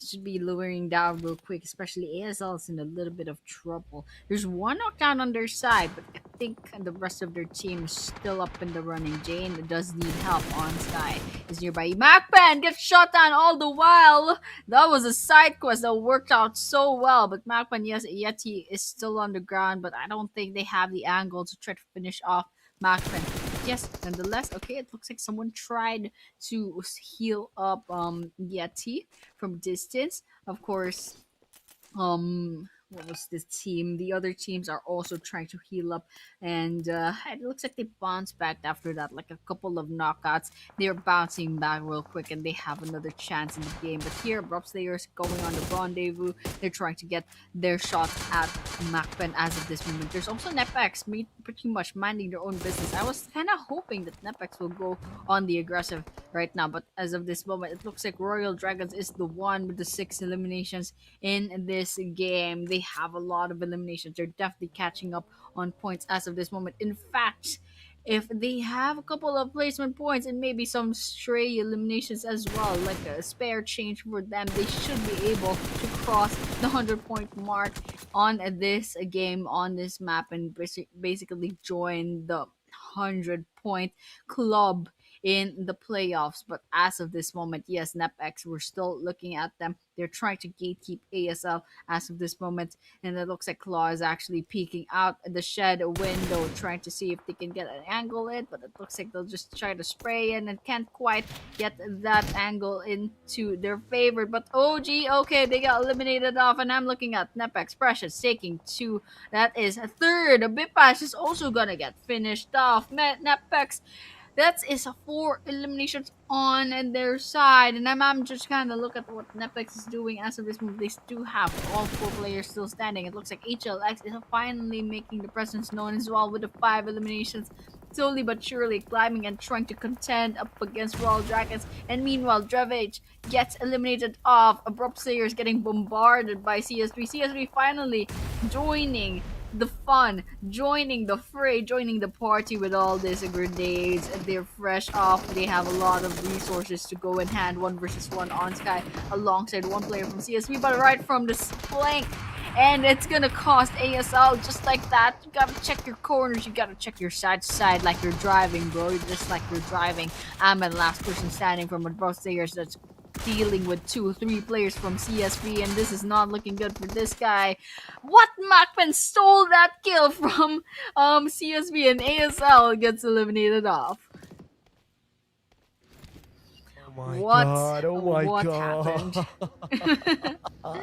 It is insane. It is insane that's happening. HLX versus NEPX. Oh, the fight for the top 3. It's happening, ladies and gentlemen. HLX has initiated the fight against with the team NEPX Esports right now, and NEPX Esports, come on, you have to revive your team members, and you have to put the HLX back into the place because honestly, that's a lot of points for HLX. And NEPX Precious, whoa, calm down. I didn't mean it like that. He instantly knocked and finished the player up. Ooh. And HLX is instantly down and out of the game. Oh my god. In a single instance, NEPX retaliated beautifully and elegantly towards the HLX that finished them off, got them out of the game, and now from this point onward, they're also receiving some more damage as 2 players of the team NEPX is down. Team RD is also receiving that damage as one of the player of the team Royal Dragons is knocked out as well. Syndicate needs to be revived as 1 elimination so far is to the players Cloud, Yeti, Intensity, all these players into the elimination feed. It's happening. We're seeing them engage with one and another. Stage number 6 has finally been made, ladies and gentlemen, as Rex gets eliminated by the play circle, by the bleed damage. Now it's time for the top 20 players to initiate the fight against one another.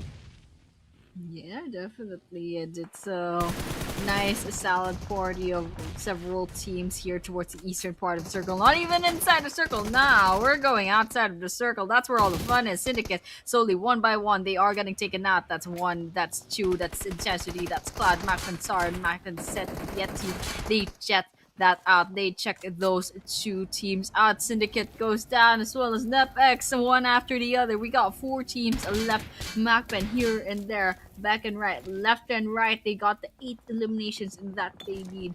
And right now, there are 2 teams that have 4 players, or 2 teams with 3. Nope, never mind. Only just lost 1 player, and so that just means there should be a solo player left, and that is Kyo from Only. But Kyo did find Rosoba nonetheless, with 1 grenade going on right to them, and that knockout might be able to help, but some being a solo player, it might be a little bit hard. But Sexu, yes, from RD, they have a really nice, basically that really nice elevation. But they have to worry about both the backs and the fronts, and that circle is gonna keep moving despite all the battles that are going on as of this moment. Last person standing from Only is trying to get away. They're way too low on health. 1 more bullet on that guy, and it's gonna be over for their squad, for their team, and so they have to tread really carefully from now on. And looks like Yonko did find 1 from MAKPEN. That's actually just a knockout. It's not just a final judgment for this guy, but Yonko hiding behind that boulder. Nice connections, but in the end, they will be getting knocked down as well. And so with that, there's just 2 more players left on CS VAJRA. Only 2 more left for the CS Squadron. There we go. Some more connectivity with the sprays, with the grenades, and just the UT has finally been taken down. Toto is the final hope of the team, and he's in the hovercraft. The moment this hovercraft is going to explode, that's where the real intensity is going to begin. First of all, he's going to put himself into the full, adrenaline injection. He was not able to put that on. The Molotov is not going to do anything. Come on. Adrenaline. You have to get out of the car. The moment he gets out, the Molotov takes him out. VAJRA Zoro, it's over for the player. It's over for the team of CS VAJRA. And now we're down to the top 3. Ladies and gentlemen, it is 8, 9, and 10 elimination. Only has 8. MAKPEN has 9. And Team Royal Dragon has 10 elimination. But Only is the only team with a solo player. He is the only player alive from the Only team. But MAKPEN has 4. Team Royal Dragon has 4. So a 4 versus 4 versus 1 situation. Team Royal Dragon, Team MAKPEN, both the parties taking the fight, taking that aggressive stance. Look at that. 1 player went close, and Wrath, after going close, scouting the player's location, he went back, and now the team has kind of like an idea that where the players are situated, which corners, which covers they have for themselves at this point in time. But the only person I'm really excited to see right now, and I'm more curious to see, in fact, is the guy from the team Only Esports. Like, what is he doing? What is he doing in all of this fight? Yeah, definitely. What is this guy doing? But then going right into the ground, we're kind of just watching out RD and MAKPEN, like the big guys, as of these last few minutes into this Erangel map. Because Only, I'm pretty sure Kyo from Only is just trying to hide away and trying to not draw attention to themselves. In fact, they're pretty much minding their own business. But over here, Hexu does fine. MAKPEN's Yeti goes right into the ground, and it looks like there's 2 active players left on MAKPEN. Otherwise, Wraith is the only one knocked down on the side of Royal Dragon. So in terms of like numbers advantage right now, but it's definitely Royal Dragon with the most chance of getting this chicken dinner. But let's see what MAKPEN does. Can they turn this situation around, especially since it's just Uncle and a Drac right now that can be carrying the team? They're the only active players as of this moment, unless they manage to heal up their one player, their one down player. But here, Royal Dragons, it looks like Wraith will be revived, and so this is a 4 versus 2. Okay, up against MAKPEN. I don't think Yeti can get revived in this situation. I don't think I can see. Okay, there we go. Jack does revive Yeti. They do have the luxury of doing just that, and now Jack's gonna embark their buggy right now and going ahead and trying to get another angle up against a Royal Dragons. That stage 7 will close in. Yes, he gets knocked down again. He just yet again, and it looks like RD will be going a little bit more aggressive now that they know that they have the inverse advantage. Suba close in, gets a vehicle elimination. Uncle gives away their location, gets shot down, and Drac is the only one that's left. Where is this guy? Where is Drac from MAKPEN? And Kyo is quietly crawling, making themselves as small as possible. And after this, if ever Drac gets caught, actually, only Kyo will have like gotten such a really nice return from for their troubles. They kept themselves small and then tried to get as much elimination points. No, rather as much placement points as possible. And so Uncle does get finished off. MAKPEN, one person left. Where is this Drac? Artie is just trying to get MAKPEN's Drac, and it looks like they do have the inverse advantage, and they know it. Wraith going on and scouting the place out, trying to find Drac, just getting that, and this actually finally puts the last nail in the coffin, the final bullet in their head, and now all that's left is to hunt down Kyo, and that's exactly what's up. What? Sexto Oh, actually goes down to the ground, but I don't think Kyo managed to get that elimination. But nonetheless, congratulations to Royal Dragons for getting this winner chicken dinner for Erangel. that is absolutely true. Congratulations to the Royal Dragons for that beautiful winner chicken dinner for themselves. I think 15 or 16 eliminations are in order for these guys, for this team. And it's a very, very amazing number, if I have to say. Because now, with this amount of elimination numbers, we are finally seeing some lot of huge changes in the overall ranking from this point onward. Even though there's only one more match left after this one, like now, not after this one. With this match done, there's only one more chance. That is the Miramar for the teams to be into the top 16 and move into the grand final phase. And if they're not able to like secure that number one placement for themselves, they're not going to be moving like number 16 placement. They're not going to be moving into the grand finals where they are going to compete for that $10,000 prize pool that we witnessed, that we saw at the start of the stream again and again.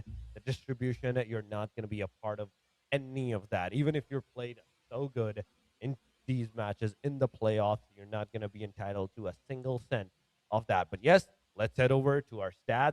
15 elimination it is, not 16, 15 Ooh. elimination with 26, 18 damage, and a total of 25 points. That's nice. That's actually a nice number of total eliminations. 21, 25 points. Royal Dragons bounced back. I believe Royal Dragons did really well at day number 1. And then maybe day number 2, they got overshadowed by several other teams. And finally, we're seeing them back in action, getting that chicken dinner as well as the double digits on the eliminations. But yes, this is the match summary. We're seeing 59 total eliminations. Now I want to see who has the longest distance elimination. It looks like it's 312 meters. That's Mad from Syndicate. And everything else, we got the stats, we got the total healing used, we got 6.6k more or less, we got the total knocks of 62. This is the match rankings. Royal Dragons, yes, they got the 25 points as we saw a while ago. But number 2 and number 3, only Esports and MAKPEN each got 14 total points from this map Coming up next, NEPX with 8, CSV with 7, HLX with 6, ASL with 5, Syndicate with 4. We should be seeing rank number 9 after this. And that should start off, hopefully, it will start off with rank number 9 with 4 points. But it's possible that's probably going to drop off to 2. And I'm sure there are some teams that I noticed a while ago that went home with 0. Not even some, it's 4 teams. That's a lot of teams actually with 0 total points for this map.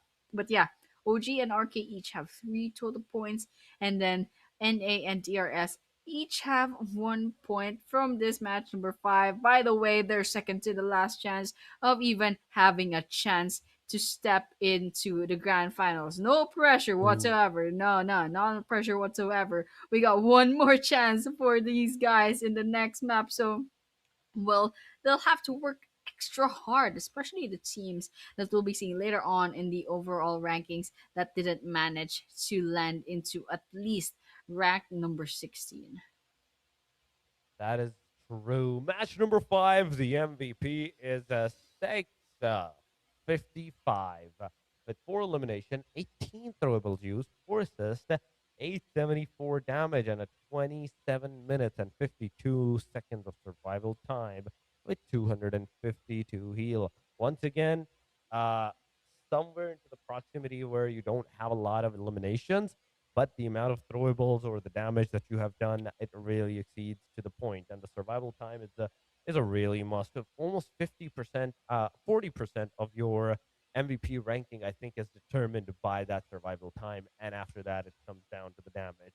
But yes, this was the match number 5, going on to the overall ranking: 157 points for Hidden Leaf Esports, 135 for 3 Real Bros. Abrupt Slayer is close to taking over the 3 Real Bros.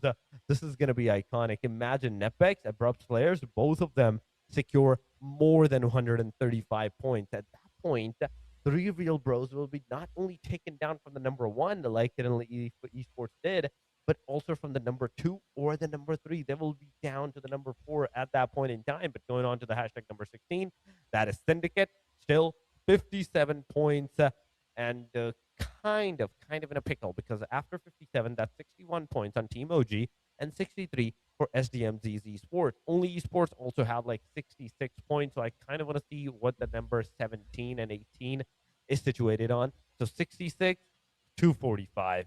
That's the Ooh. 21 point of a difference, and it's not accessible. Okay, it's not accessible for the 21 point, but it is accessible for that 57 point kind of thing that you need like only 10 points, 12 points, the elimination numbers and the survivability. If AKAZAYA or One Hit God does, they can have the hashtag number 16 spot from Syndicate. Yeah, one good game. One good game. If ever it happens, AKAZAYA, One Hit Gods might still have a chance if they have a really good match. Oh, I think like yeah, AKAZAYA could still have a chance, but I'm not sure if One Hit Gods still is still within the game. I believe I've seen them in this matchup. But yes, that was for our match number 5. Finally, we'll be on our last match for the playoffs really soon. It's going to be our next map, in fact. So I'm sure everyone is looking forward to that. It's going to be Miramar, which is pretty slow in the previous Miramar, like just a while ago, like maybe an hour ago, it was quite slow. So I'm a little bit worried that these teams are going to be basically playing it so safe that nothing happens for the first 10 minutes. But hopefully that doesn't happen. Hopefully we see the aggression, and then I'm pretty sure that the some teams will probably go like a little bit on like a throw maybe perhaps, but nonetheless, yes, we will be moving on to that in a short break, after a short break rather. So guys, do not go anywhere. We'll see you soon in a few minutes.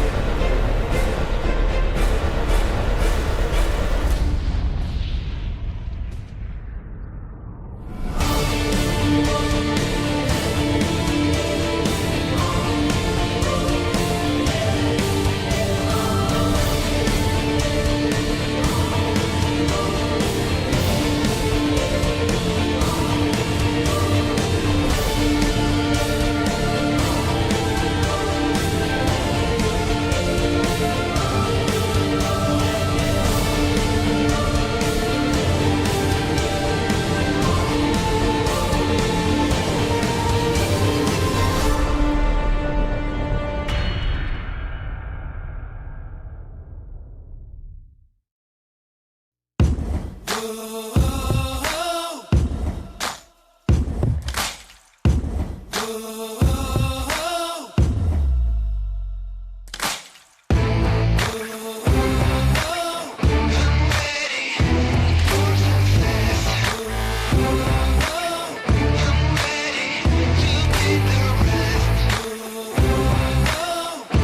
get you to the left. I'm ready.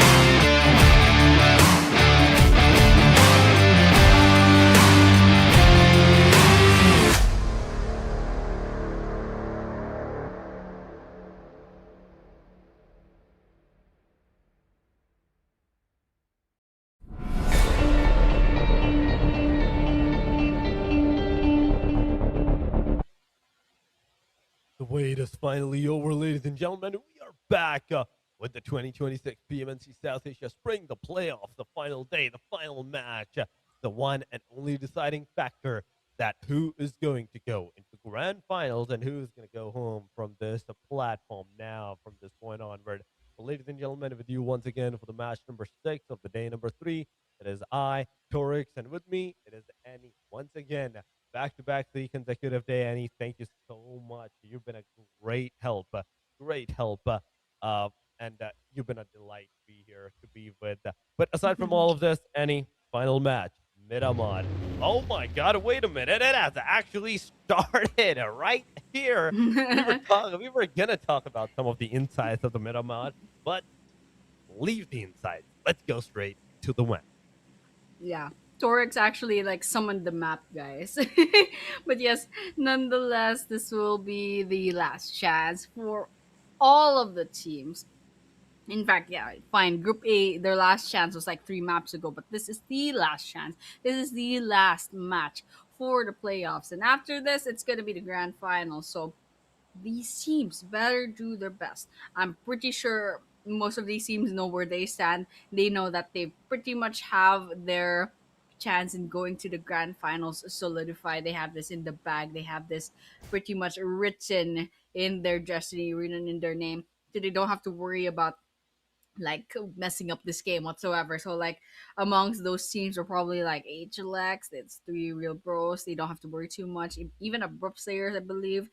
Those are like within the areas of not worrying too much. Any team that has triple digits, that includes Royal Dragons as well. They don't have to worry about this map too much. In fact, you can just throw it, for the giggles. But it looks like we will be having a little bit of trouble. So unfortunately, everyone's just gonna have a lot of fun in the map as of this moment. And well, welcome back to Orix. Welcome back to the caster desk. It was a nice flight path. I was really hoping that they would push through. So hopefully the trouble isn't so bad that we have to overhaul the whole thing because. I don't know. I don't know.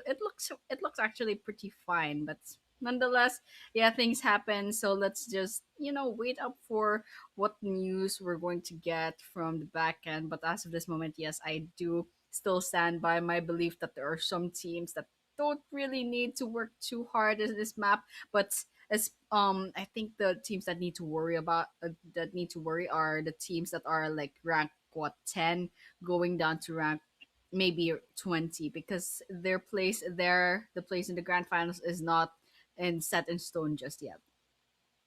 Well, that is absolutely true. Their place is not set in stone. They need some decent amount of work on like to play in a decent placement to get some decent points.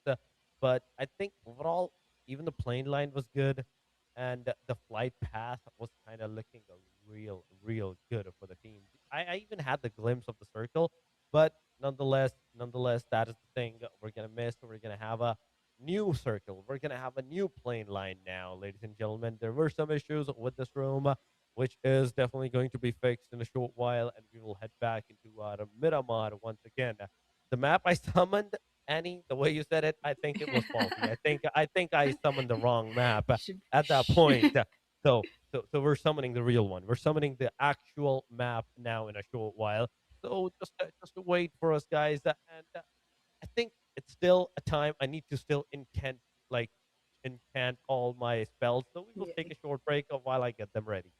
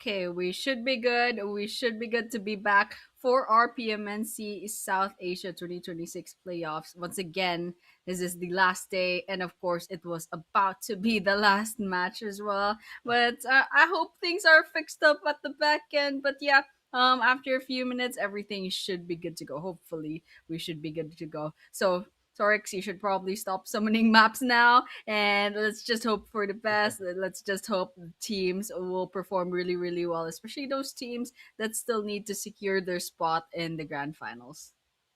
Oh, that is absolutely true. Some teams need to like start doing something good, and this is the final match. As we did talk about previously, I'm not summoning any map this time around. I'm not summoning the Miramar. I'm not saying anything on that. I'm not saying anything on that part. But yes, I'm talking about the teams. The bottom line teams. They have nothing to lose. They have nothing to lose at this point, but everything to gain. They can gain some differences, like some decent amount of even clips for their own gameplay side. If they go Yeah. very aggressive and they start to get some decent number of eliminations, I mean, this is the thing. But aside from that, you only gain experience from this tournament. You're gonna like gain a lot of experience, a lot of new strategies that maybe that you have derived from the other teams. But here we go, ladies and gentlemen. Let's once again start over to the Miramar. The plane line is starting where the rehost plane line was stopping at. Torre Ahumada is where the plane line is going from, all the way down towards the Puerto Paraíso. Cruz del Valle, Truck Stop, Minas Generales, La Bendita, Los Leones, Impala, all these areas on the eastern side corners are accessible. The western side, on the other hand, the Chuma setup, it is not accessible. Power grid, barely accessible if you're gliding for a long bit of time. Hacienda, still barely accessible if you're gliding all the way towards the city side. And still, at that point, you're going to be, I think, at the corner of the city, not in the middle of the city, not on the compounds. You're going to be in the on the road and the at the start of the city. Yeah, and everyone's gonna be settling to their favorite drop-off spots in Miramar, and we can see potentially the NA and HLX are kind of in the same area. In fact, I saw just now there's someone who got eliminated already, like 1 minute into the game. It's not looking that good anymore, but. Is it just me, or is there like way too little people in this map? But it looks like we still have a 16 teams actually. I think the cluster is here where DREVHE is, where AKAZAYA and Syndicate is. There's just way too many people in that area. But speaking of way too many people, also KMAFG on top. I think they just got picked off.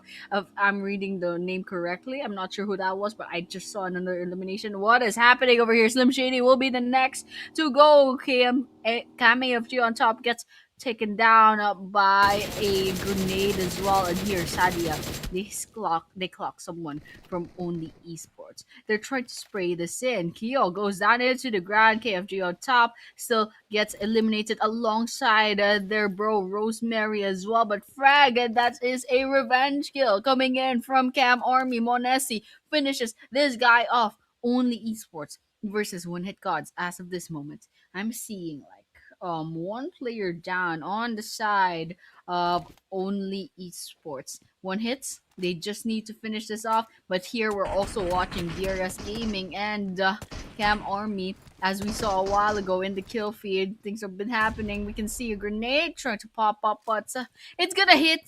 No, it's not gonna hit anyone. It's perfect. They'll be finishing off Keo, their side. Meanwhile, HLX also finds an engagement of their own. There's several concurrent fights just right off the bat, right when this game has started. Example took a lot of damage, but in the end, Lucifer manages to fall down by the hands of HLX as well. I believe it was HLX, but here Cyclone's gonna be going onto the roof. Cam Army's nearby on the second floor. All right, we got the grenade coming in. I don't think it connected too much. Monesi is still in there. Nice jumping by Cyclone. They just need a really good window to go into, and it looks like they'll be using this window to try to spray up on Cam Army. And Freedom is gonna be using the inside of the house. I believe they're trying to go inside of the house, try to get a better angle, and Cam Army is being pushed inside one after the other. Freedom coming in. Cyclone is just staying on the roof just in case someone tries to jump out and try to be funny. But here Freedom is trying to navigate the place. Kazuya spots them.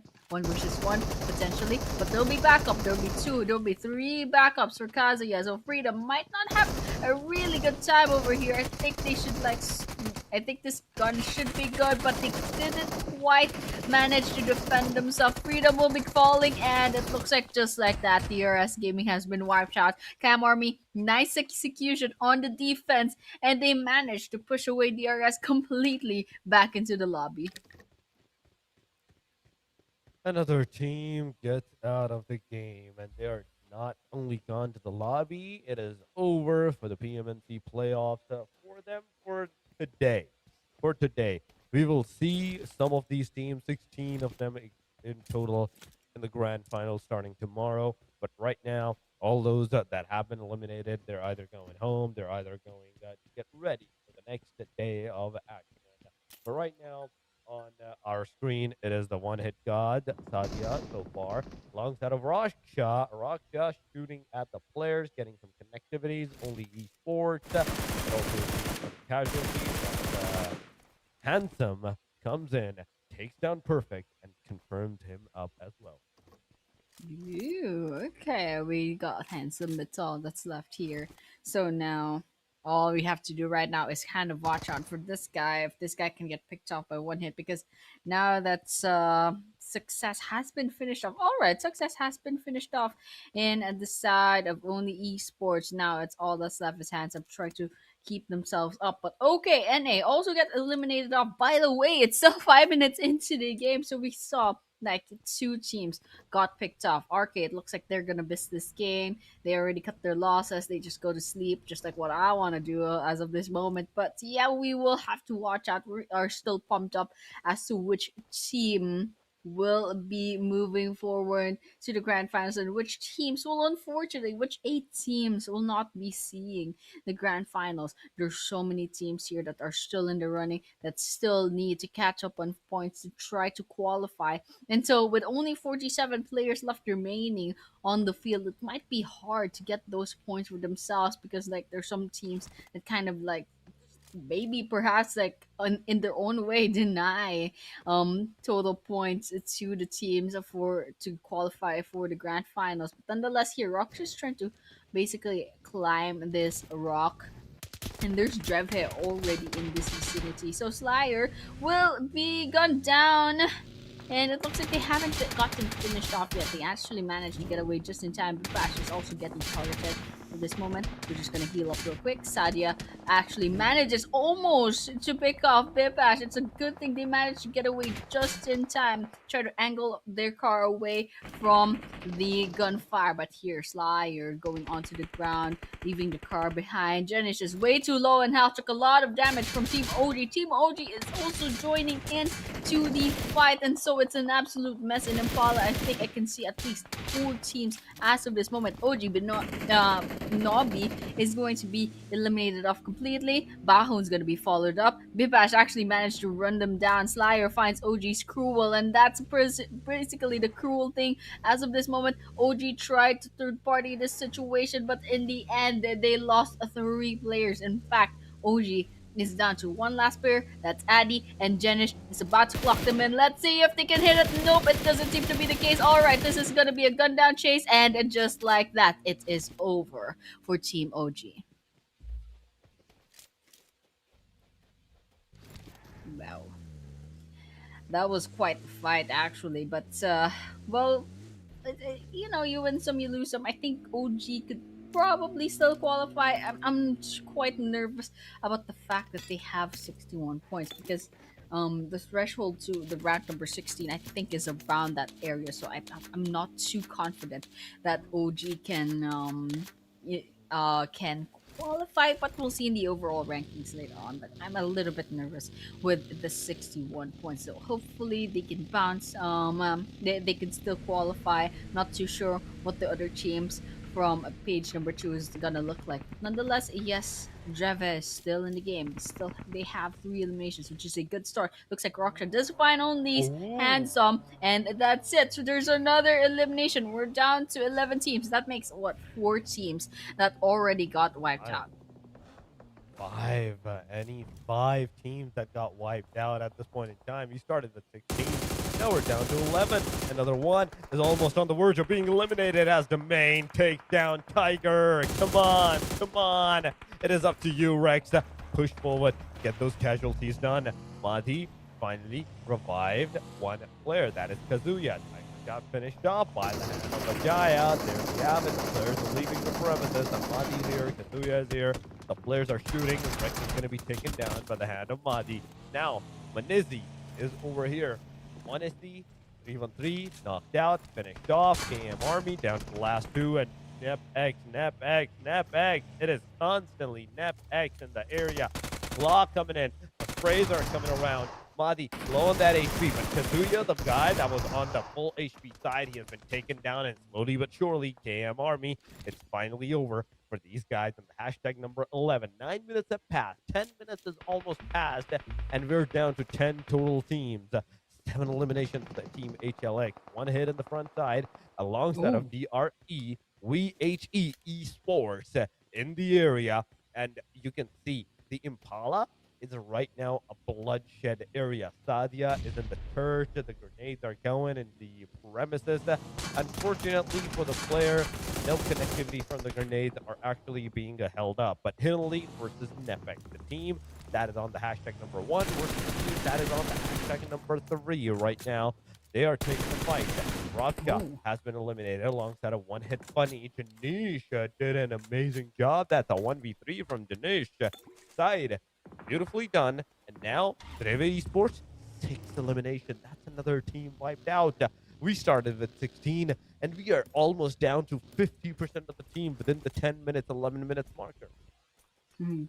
This is what I love about the last maps of each tournament. This is what happens. Everyone just goes all out. There's no more camping, no, nothing.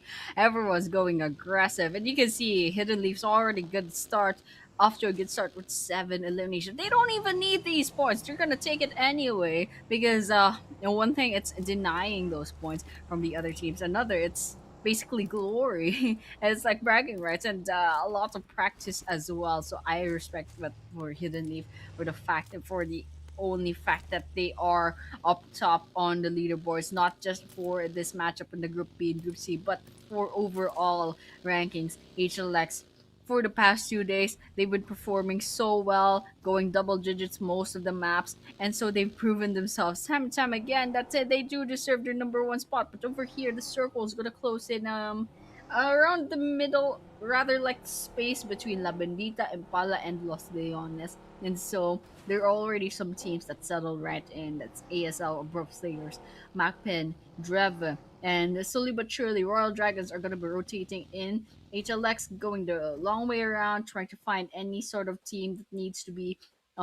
gate kept, and there's several other teams that are really closing in. Right now, I kind of want to see what NEPX is up to because they are down to 2 players, but they have been such a good they've had such a good performance today. In fact, today they had such a great like haul of points. This is basically like their money bag a playoff day. But here I can see from this really nice angle from above Slayers, there is a DREVHE versus MAKPEN. It looks like DREVHE is gonna be storming inside the building, going to get these aggressions. And look at that, they are not even holding back whatsoever. They're not trying to play it safe. They're here, they know there's nothing to lose, and so they're at it and trying to practice as much as possible to get their aggressions in. Alright, Janice is right over there. There's smokes just making things a little bit harder, and MAKPEN manages to get away with that. And Tsar, okay, Tsar is the first to get caught up from all of that smoke, and Uncle is gonna be following up, knocked down. Let's see if they can finish that off. Slayer, however, gets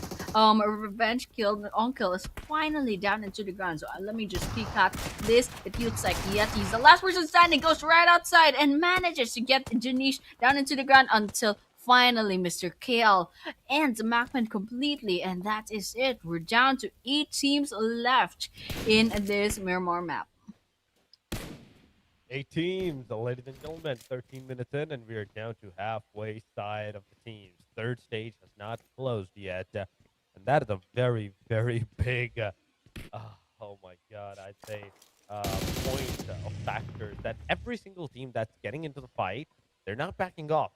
You know why? Because they have no reason to back off from this point onward. They know it's just the final match. Nobody's getting any extra points. Nobody's going above us on the hashtag number 9, 10, 11, all those placements. Yeah, hashtag number 16 and 15, maybe in a very like crucial place where it can be changed, but I don't think so. It's going to be changed. NEPX on our screen. They're on the hashtag number 3. They have no fear whatsoever. NEPX Esports, they're also taking the fight. Look at that. Their elimination to their side. Fourth elimination for Claw. Solo, single-handedly. Now, 15 minutes in, we're seeing another circle shift this time around. And this circle shift with 8 total teams and 15 minutes into the game with 28 players. Now, this one is definitely going to be a funny one. Why? Because now, majority of the teams, they have enough space to stay inside of that circle.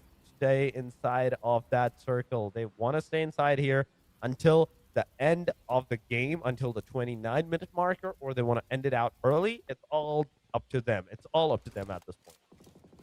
Yeah, definitely. It's all up to them. They are the authors of their own fate. But over here, Trix gets Syndicate's Cloud down right onto the ground. Intensity's nearby. Ayo still needs to get revived by their own teammates. And Mod's just going to rotate out of the area. It looks like AKAZAYA does find Intensity as well. So there should be one last active player from Syndicate. It's Mad trying to get away and trying to see another day. And it looks like they'll have to abandon the 3 teammates over here. Their teammates, I can hear them. They're pretty much like, dude, save yourself, get out of here. And so with that, Hidden Leaf gonna be claiming their prize, claiming those elimination points for themselves.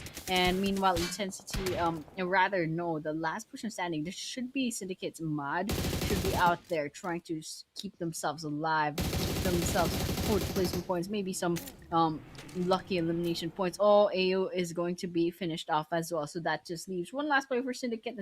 That last player for Syndicate has way too low in health. I'm just basing this off on the leaderboards to the right. It's way too little health.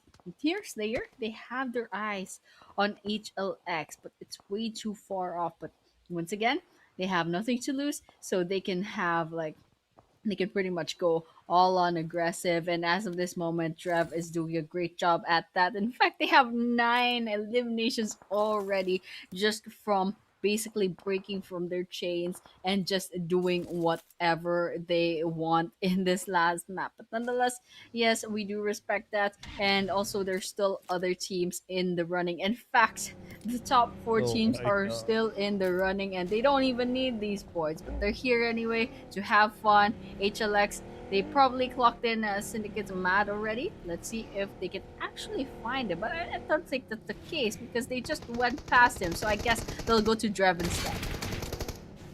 I mean, this is such a fun thing that we are saying right now at this point in time. Like every team, they don't know any kind of consequences. They know that it is the end. It is all over. And Oh. with this, look at that. 1 grenade, 2 down. Vivage is also on his knees alongside that Delta now. Pushing forward to the leg. And leave Esports. Jaya is down. And this is interesting. That is on the very top, or team that is at the very bottom. They're up against each other. And now the fight is right now on our screen. Delta cooking that grenade, whereas Janice is a player. Come on, if he manages to fly the player up, that's Dude. thing. But no, the player instantly got the grenade once again on the face. It's down. DREVHE Esports down to the last guy, Mr. Kale. The guy, he's over here. He's got the players have given out his location. That okay, even though that HLX had the idea that maybe somebody's in the compound now, they're Oh pretty no. sure that nobody is. Grenade goes over from Maxi's side, and it is over. DREVHE Esports out of the game. And with this, 14 elimination for the HLX. 0 for ASL so far, and ASL has not even started any kind of aggressions, any kind of fights with anybody. in this match. CS VAJRA is another team with the one elimination and close to the proximity of the team HLX. If they want to, they can go. And I kind of want these teams to like actually go for the aggressive stance. Instead of staying back, I want them to, like push with the cars, just slam down onto the areas where the enemies are, get out of the car, boom, bam, shoot, whatever you want to do, get those eliminations. That's what I want to see in this match. Yeah, definitely. And it's already starting off. Everyone's just going at it like there's no consequences whatsoever. In fact, it kind of feels like a scrim instead. They're all just going at it, going as aggressive as possible, not even caring about their survivability. Nah, they don't need those. What the people who need it is like maybe Syndicate, maybe LF, AKAZAYA, they need those points. But everyone else, they pretty much have this secured in spot. But here, ASL versus HLX, both teams, they don't need any more points. They already know they qualified for the grand finals, but they'll go at it either way. So Axie goes right onto the ground, prone, curls in. They got clocked in by ASL. Shots in, coming in from CS VAJRA. Actually, there's a third party in this situation.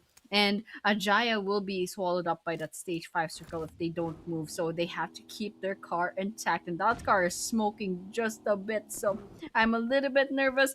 But it's a good thing that it didn't explode. It didn't get shot at just yet. But here, Yonku finds Suba from Royal Dragons. And so that's one last person. On their side, there should be one last person standing on RD. But Syndicate also gets eliminated off. Their last person finally got picked off. And, well, it looks like we're down to 6 teams. We're still stage 5 of the circle. What are these guys doing? Oh, you gotta get over that, bro. You gotta get out of there. Why are these guys stressing me out so much? And the Extreme also clocks them in, shoots at them, and let's see if it ends well for CS VAJRA.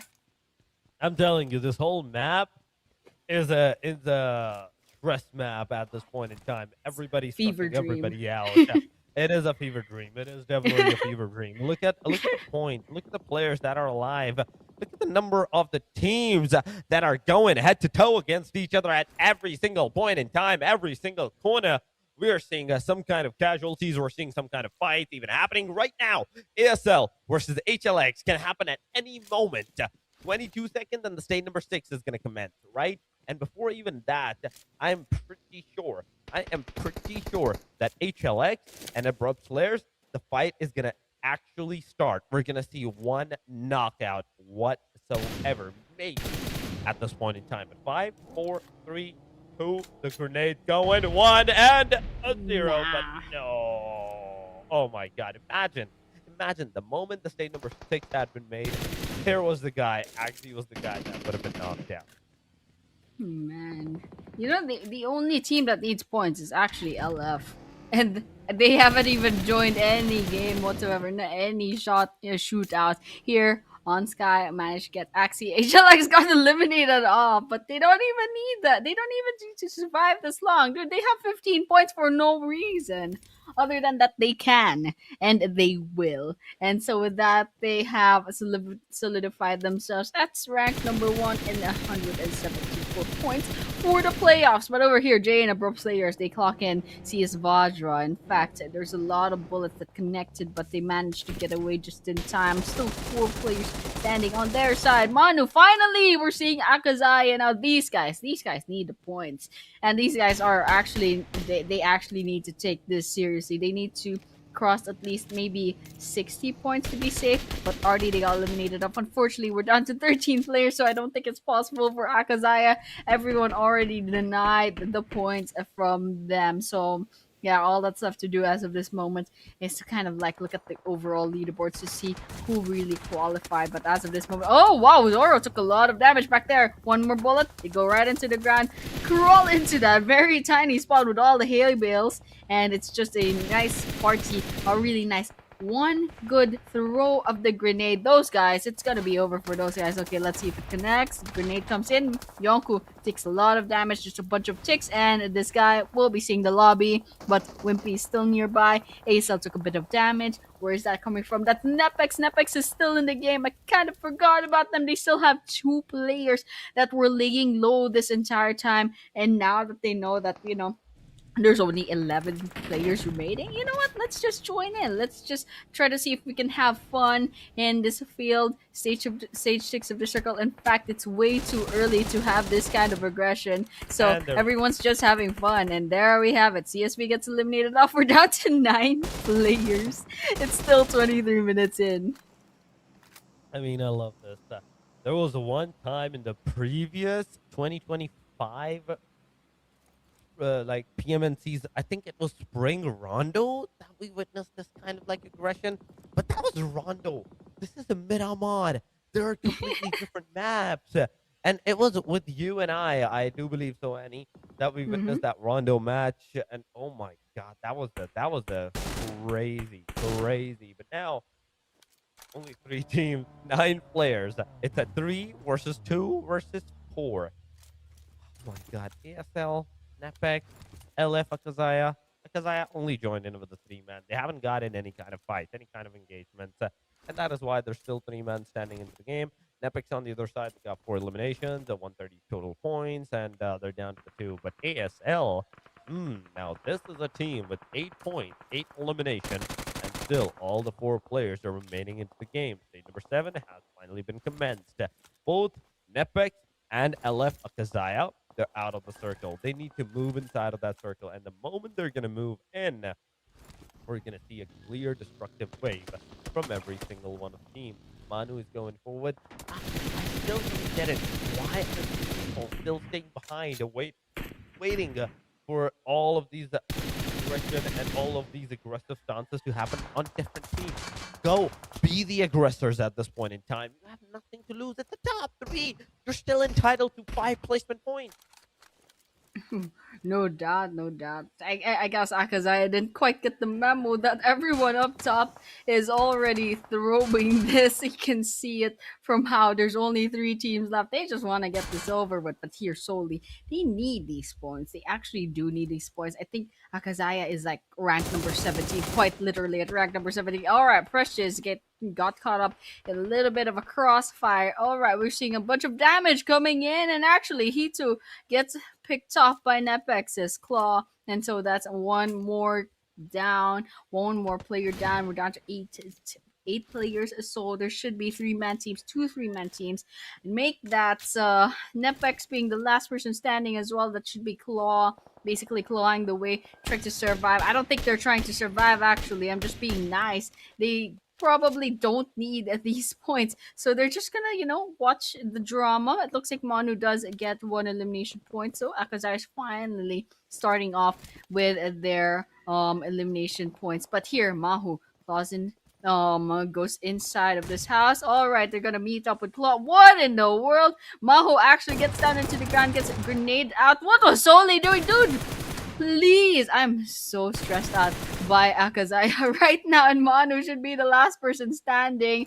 They probably really underestimated Claw from Nepex here. They thought this guy was like so harmless or something that they just didn't mind it. Like they were the one last solo player. They're like, you know what, this guy's fine. But oh no, Manu also Akazaya got soloed by Nepix Claw.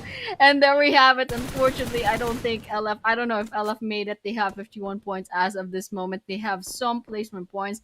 But question is, did they make it to the cutoff of rank number 16? I'm not sure. I don't think so. I'm not sure, but we'll see later on. But nonetheless, we're down to the last 2 teams. It's ASL versus the lone player from Nepex. Yup. It is the final man of NEPX Esports. That is Claw remaining and staying outside of the blue zone. Come on. You're teasing at this point. Claw is teasing the teams and teasing us at this point. Go forward and show me that aggression that you have, that you had throughout the whole series of the PMNC. The player finally gets out. Oh my God, but he gets sprayed upon. It's over. ABRUPT player gets that winner chicken dinner, ladies and gentlemen, and that is over. That is it for the PMNC South Asia playoffs. Day number 3 is done. Day number 2 was done yesterday, and the day number 1 was done the day before that. But aside from all of this, now we're gonna see the final all the results, who's going forward, who's not going forward, and who is going to be able to secure a decent spot in the top 16 and move toward the grand final. That 10,000 prize pool fight starts tomorrow. Yeah, absolutely, absolutely. We're finally going to the grand finals prize pool territory tomorrow. And yes, we're all excited to see which teams actually made it towards the 16 cutoff. And of course, we're also excited to see what the stats will look like. So for now, we'll see what the winner chicken dinner stats will look like. I mean, you can see in the map just a while ago that the teams, like, more or less, they were just having fun at this rate. They already know, some of them, Yeah, most of them actually already know that they pretty much have this in the bag. They already qualified, so they're not too worried. But of course, there are some teams that really want to know if they got kicked off of the rank number 16 or if they made it, etc. So that's something that we'll be finding out later on. But for now, yes, we will be waiting for the, maybe the final calculations, the final touch-ups on what the stats there are we going to go. look like, and that's exactly what's going to be happening. Abrupt players, 10 elimination points. That makes 20 total points for this map, and the total damage is 2,106. It is 20 points, 2106 is that damage. But going to the summary, it is 60 eliminations, 61 knockouts, 1 week elimination, 3 airdrops, 14 headshots, 139 throwables, 8,966 healings, and AKAZAYA with a 339 of the longest elimination distance going up. Going on to the match ranking, it is 20 points, 17 for the HLX, NEPX with 14, DREVHE with 10, 7 for CS VAJRA, LF at 6, KM with the 6, and 1 hit with the 5. But is it enough for the team LF AKAZAYA to go into the top 16, move into the grand finals, or they're going to struggle still at this point in time? But second page, I do want to see the second page, how many zeros are we going to see in the overall rank, in the match ranking, in fact, at this point in time. And there we have it. It is one, two, three, four zeros this time around by the players, MAKPEN, NAOG, and Team RK. Ooh, yeah, there were several teams that got zero. Some of them don't really need those points. Some of them could have used those points, but nonetheless, yes, this is the MVP of the match. It's going to be NEPX Claw, basically just being the solo player of NEPX for the longest time ever. They got 8 eliminations, and in fact, once again, they are the last, like the second to the last person, like, standing on that map, basically going up against Abrupt Slayers in the last two teams of the standoff. But yes, this is the overall rankings. It looks like these are your 16 teams that will be moving on to the grand finals. Syndicate just makes the cut at 58 points. That's the cutoff. So anything less than that, unfortunately, they won't be seeing, rather, the grand finals. But overall rankings, yes, Hidden Leaf is still up top at number one. Abrupt Slayers, oh, the Abrupt Slayers actually got claimed up to number two with 153. Nepex coming as third. Three Roll Bros unfortunately fell off all the way to number four after, like, today, where they kind of, like, just slacked off just a little bit because they already know they qualified for the grand finals. They don't really need those points anyway. But rank number 5, rank number 6, Royal Dragons and Train to Kill each crossed the 100-point mark, and that's a triple digits. And unfortunately, these teams, they will not be making the cut as of this moment. So hopefully they got something good out of this tournament either way, either if it's like experience, or maybe like a scrim sort of thing, or they'll learn how the other teams, are the other big teams from 5 different countries, are playing about. So yeah, they should be learning something from this. And thank you so much, guys, for participating. But unfortunately, we will be moving forward with the 16 other teams instead. So that is it for our match number 6, Sorix. What a playoffs indeed! What a playoffs! It was a nice 3 days. It was a really nice 3 days, and I think that is it for our playoffs. Yep. In fact, this is day number 3, and so after this, it'll be tomorrow, if I'm not mistaken. If the schedule doesn't change, and grand finals will be tomorrow, and so Yeah. for tonight, we will be ending our playoffs just like that. Thank you guys so much for tuning in for the last 3 days. And of course, for tonight, we will be ending the stream. So we'll see you tomorrow around the same time. That or do tune in to the social media just so you can see the schedule. But for now, we'll be saying goodbye. So, guys, see you on the next stream.